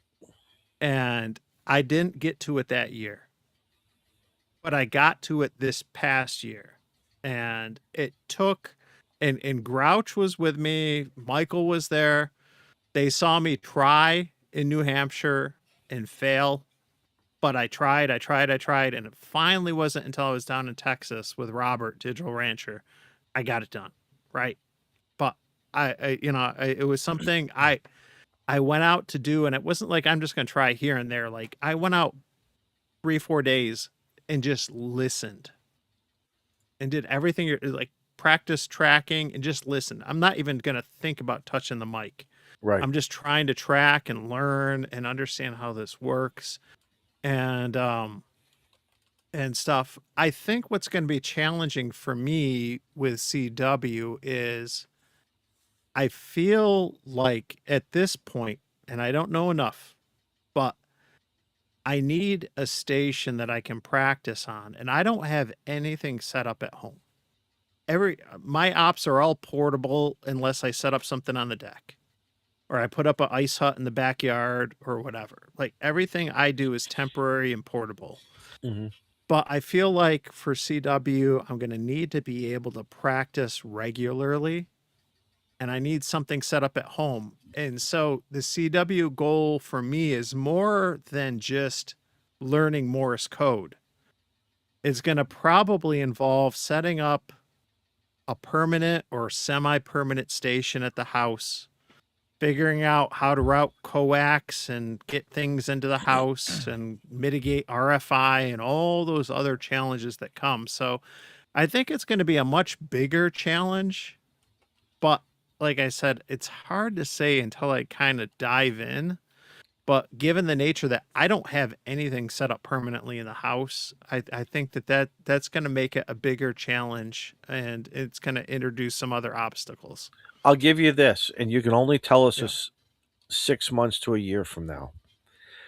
From what I've heard from the peanut gallery about CW, and you know me, I'm not a CW guy. My Mhm. grandfather was for 50, 60 years. There is a difference when you operate from home. And there's 1,000 differences from when you're operating at home, whether you're chasing DX, chasing a QSO party, or just rag chewing, to doing it out in the field. It's a cycle, and some guys will pick and choose, or some guys will say, "I don't care. I could do both." Only you can tell us how you're going to feel after doing it and trying the various environments. So I look forward to hearing that. I look forward Yeah. to hearing, Yeah. And, at the end of the day, like, I might not like it. It might not be for me. I don't know unless I try. Correct. And, and my whole impetus for starting my YouTube channel, it was very selfish. It was, I have a lot of things I'd like to do or try. Let me start a YouTube channel that'll force me to try and do new and different things. And that's part of the learning process, in my opinion. We take our tests, we get our license to learn, but then so much of what we learn and our experience is based on just getting on the air and doing things, right? And so I want to give it a shot, and maybe it's not for me, but I don't know unless I try. Correct. And and I know that when I look at the nerdy stuff I do in VHF with some of the VHF contests, I feel that's made me a better operator, even though that may be something I only do a handful of times a year, getting out on 900 megahertz, 1.2 gigahertz. It's given me a better understanding of propagation, feed line, and all these other things. And so by getting out and challenging ourselves and doing different things, I think that makes us better operators. That's how we grow and learn in this hobby. And that makes us better Elmers for others. Oh yeah. I'll tell you also too, and maybe I speak for the thousands of people on every collectively on everyone's channel in the YouTube world, ham radio. I may not like that particular mode, but I love watching other people doing it. I'm one of I'm the guy in the audience eating the popcorn, having a cigar, and just watching you live your experience through YouTube. And I like it more when the guys are a little bit. Some guys are very objective about it, and other guys are very hardcore about it. I personally prefer the objective guy. To me, it's the old fashioned way of going to a club meeting and sitting there during that activity hour. And within 10 minutes, I am like, oh wow, that's all I concentrate on. And then other times I start to zone out. But a lot of times, like I said, but for our hobby, especially with what YouTube, of course, through the editing now and Yeah. people add music. but I love watching you guys do things. It's so fun. It's another part of the hobby that I enjoy. That if you asked me 30 years ago that I would be watching this thing called, the YouTube, and and even though you put it out a week ago or 2 weeks ago or 2 hours ago, whatever, it's fun to watch it and learn and just be the audience guy. It's I've told this many times to Jason and Coffee and Ham Radio and Nuggets guys. Just put something on. Just put something on for us to just watch. You know, and let's have fun with it.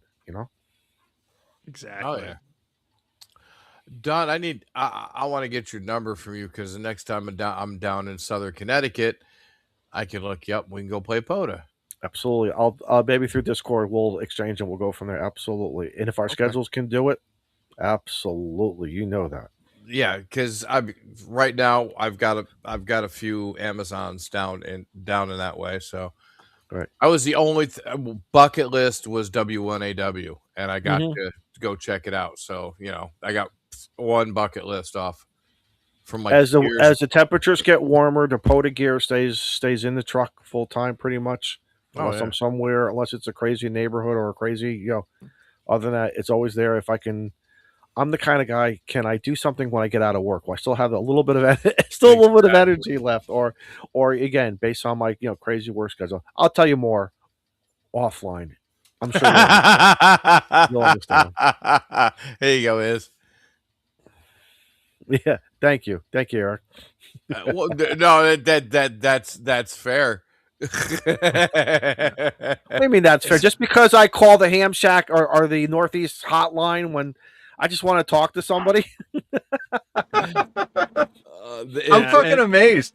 I went to go get my dog, and I figured by the time I came back, you guys would have killed the stream and you'd be done. No, we were waiting for you, and then it literally looked like somebody killed Shannon's dog because she looked like she was about to cry, and I don't know where she's at. Shannon, are you still alive? You still with us? Hello. She's probably put Miles to bed. Possibly. Yeah, she looked kind of like somebody killed her dog there for a minute, and then she went offline. Well, hopefully it wasn't because of me. No, probably not. The stream never ends. The stream is forever. Stream is forever. That's what YouTube does. Yeah. All right. Well, gentlemen, I definitely appreciate it. I apologize for being 10 minutes late, but that's how it goes when you've been sick for 3 days and then you're like, oh, hey, wait, we still have a freaking thing to do. But I think there was a consensus that people wanted the stream to continue. So I said that people watching. I said that when the stream ends, I will pick it up and I will continue the live stream and we can continue the banter and whatever.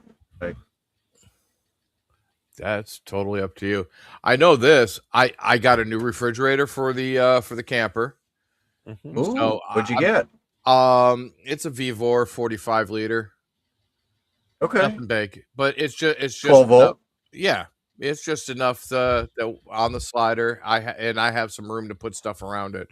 I didn't want to get something gigantic, so now I'm up 2 mobile refrigerators. I got one in the truck and I got one in the trailer. So yeah, I've been slow. I bought it. Oh, there you go. Can you see that? Is that Starlink? No. Oh, it goes this way. It's a table mount. Oh. You put your table on here, and then you can pivot it around.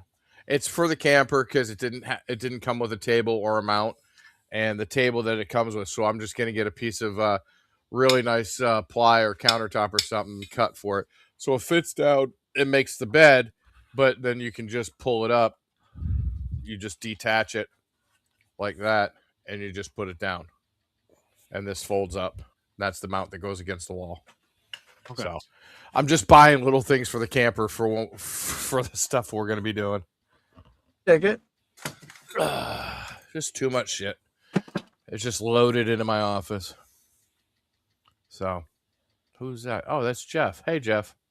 Hey, Jeff. And Jeff is the one who I mentioned earlier. We had the QSO on 223.5 on Nice. 220 earlier this week when he realized which HT he had that would do 220. Oh wait, I've got one of those. Yeah. Yeah, Oh. I finally got that text. He's like, "Hey, I figured out which HT will work." So if anybody's going to Nearfest and you can prove to me that you got your ticket within that month of April to May, I have free radios to give out. Wow. I'm not doing anything on a live stream because I hate passing crap out. Bye, Eric. Thanks for babysitting. Appreciate it. Hey, Mike, Tortoise, is our girl going to be coming up again? Who? The girl we all met in October. Not if you say her name. Shannon? No. Annie? Who? Annie. Annie, yes. Annie will. Annie's going to be at the 24-hour POTA on the Cape, and she's going to be at the 24-hour POTA this fall, and I think she should be at the Hamfest. I would love to get an update on her. I would love to sit around the campfire with her, and I would love. She's on Discord. She's on, and you're on my Discord server. She just goes by Annie. Okay. All right. You can find her. Would love to hear what's going on in her she's life. having a blast. We ought to get her on here on a Friday night, guys. Can we get her on here? Would she be willing to do that? We could probably make that happen. Yeah, just tell. I mean, she's a coastie, but Coastie. But still, she's a fun, loving, and I could see her deep diving into this hobby with a little bit of mentoring, and then let her go, and then let her ask questions. And again, what do we say? There's no such thing as a dumb question, so I'm sure that people would have similar questions that she might have. So yeah, I just hit her up on Discord, Cool. but I think she's probably sleeping. If you guys can get her on as a guest on Friday night, that's Believe it or not, I just sent her an invite. So if she wakes up, fine. If she doesn't, oh well. She is a trip. Yeah, she is a coastie, which is hilarious. Because Paul and I were kind of sort of busting her balls about it. It was funny, and I'll just leave it at that. But but her and Shannon and Shannon's boy were shacked up in my camper during the rainstorm.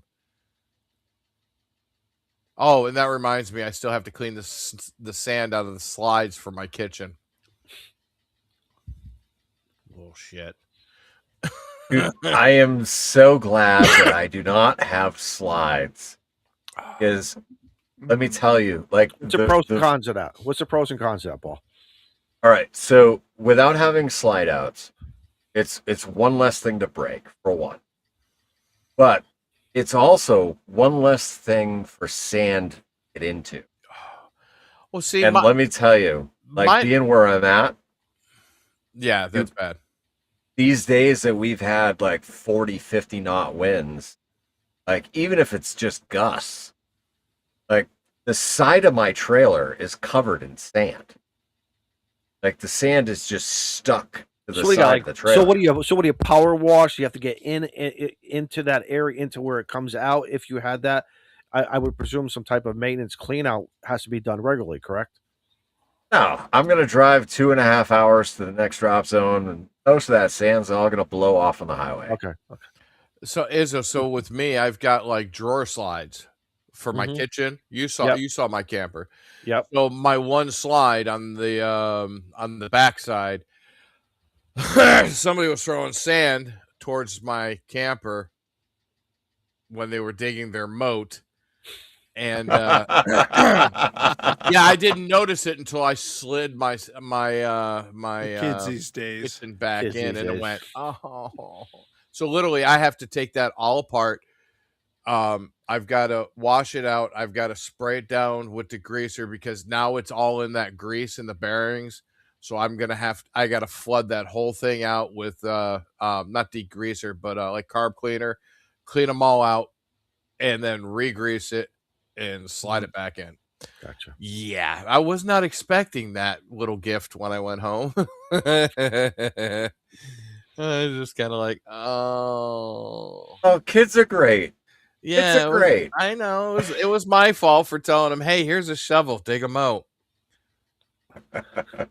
Kid, mud, shovel. Yeah, perfect combination.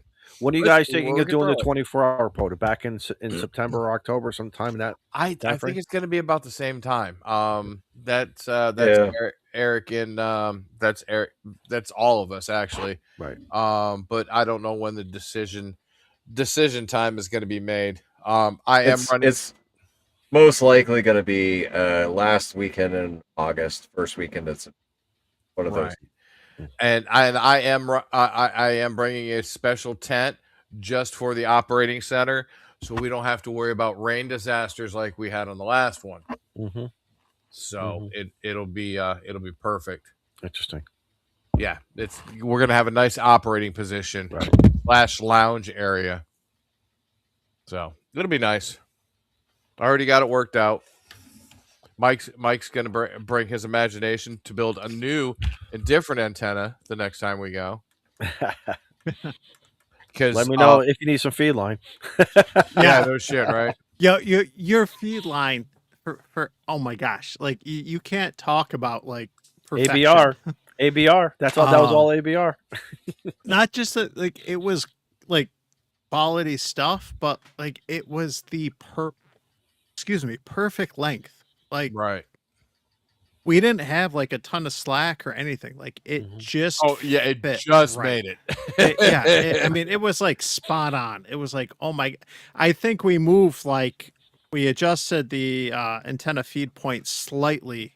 Yeah, we brought the stick back, but like it was spot on. And obviously, with a random wire or anything non-resonant, like you want to minimize the feed length. I've been drinking bourbon all night, man. Is your tongue still? We're 4 hours in. So yeah, I'm gonna bring up some LMR with some. I'm gonna bring up some extra LMR and stuff.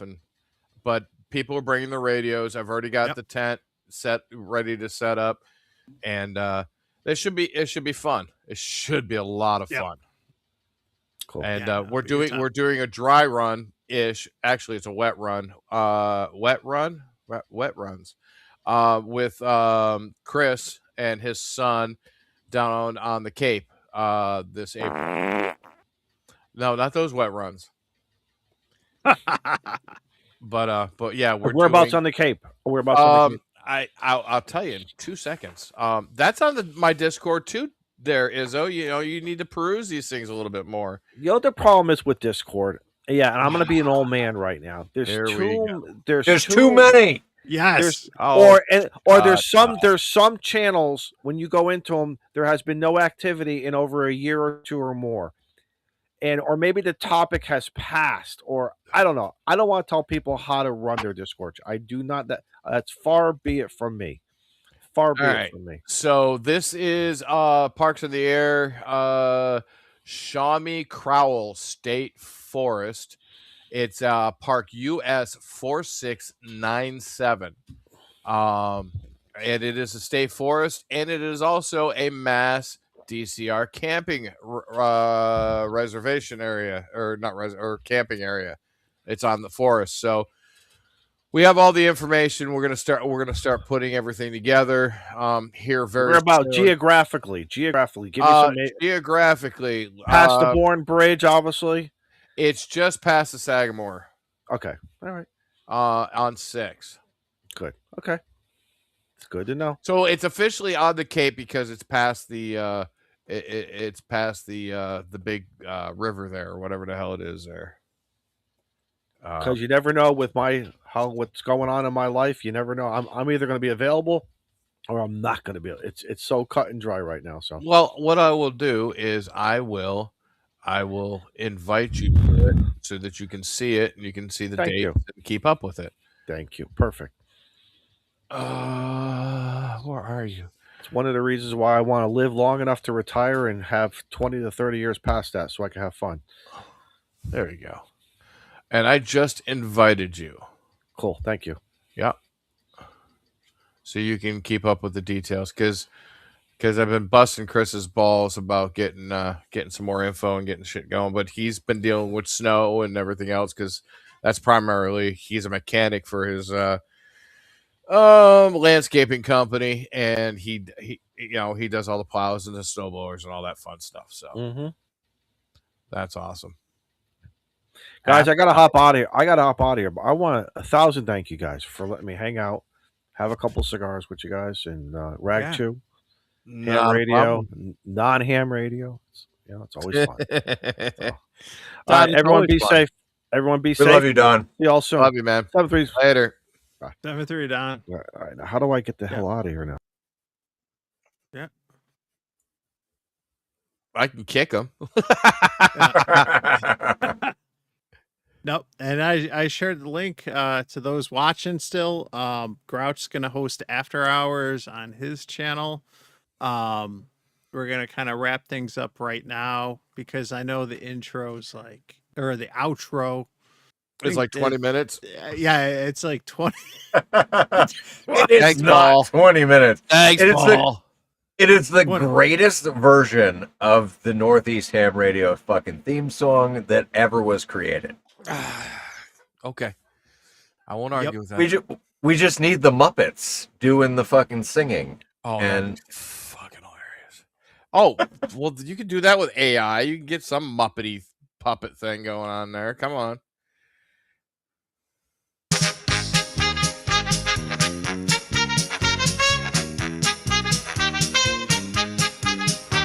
From the back roads of New Hampshire, rain or shine, he's calling CQ with that mobile line. Eric's got his 891 and A-test tight. He's chasing them parks from morning to night. We're calling CQ, come join the ride. From salty shores to mountain highs, a motley crew with wire and drive, tossing antennas in trees to feel alive.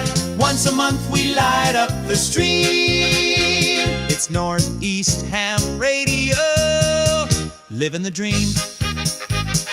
Izzo's in the woods with a stogie lit, got his logbook down and a chair that fits. But toss him a chip with that barbecue tang, you'll get a rant and the Hamburglar fang. Matt builds them tough and tunes them clean. Reliance hits like a well-oiled machine. Toss the wire in a tree, no need to prepare. 5-9 signals floating through the air. We're calling CQ, come join the ride. From salty shores to mountain highs, a motley crew with wire and drive, tossing antennas in trees to feel alive.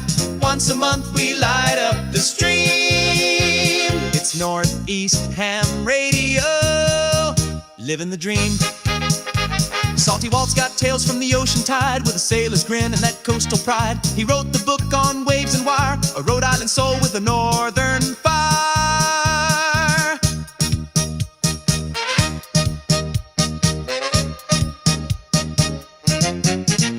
If it's broke, Rob's the guy to call. He'll tear it down and rebuild it all. With a scope, a smile, and zero fear, he's the reason half our rigs still cheer. The grouch rolls deep with a pack and a plan. Sky above, ground below, mic in hand. From jump zones to parks, he's living it loud. Still grumpy as hell, but making us proud. We ain't perfect, and that's just fine. We miss a few calls and forget the time. It's happy hour when we go live. Mics get hot, and so do the vibes. So if we slur a bit or lose our roles, just blame the beer and our RF souls. Tortoise rolls slow through the woods and mud. Mass plates on the FJ, tires chewing the crud. He'll find the path where the signals roam, with the calm CQ from his Overland home. Marvin's got the badge in the winter plan. He'll brave the cold with a rig in hand. When the bands are up and the tents are low, he's the ham radio guy putting on a show. I guess. From Rochester's edge with a voice so clear, Mike's rocking AM on the modern gear. He's hitting the air with that VHF bite and logging Poto till the stars say night. Todd's blowing finals at field day again. Still a proud Jenner, won't let it end. Talks baseball more than he checks his SWR, but he'll snag that contact from a mile too far.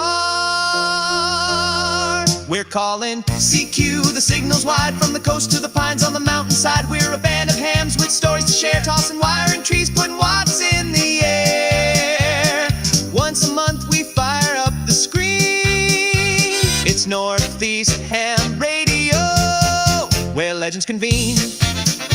To antennas and trees and friends on the air. For signals we chase and the stories we share. We laugh, we learn, sometimes we swear. But every month, you know we'll be there. This is Northeast Ham Radio. Pull up a chair.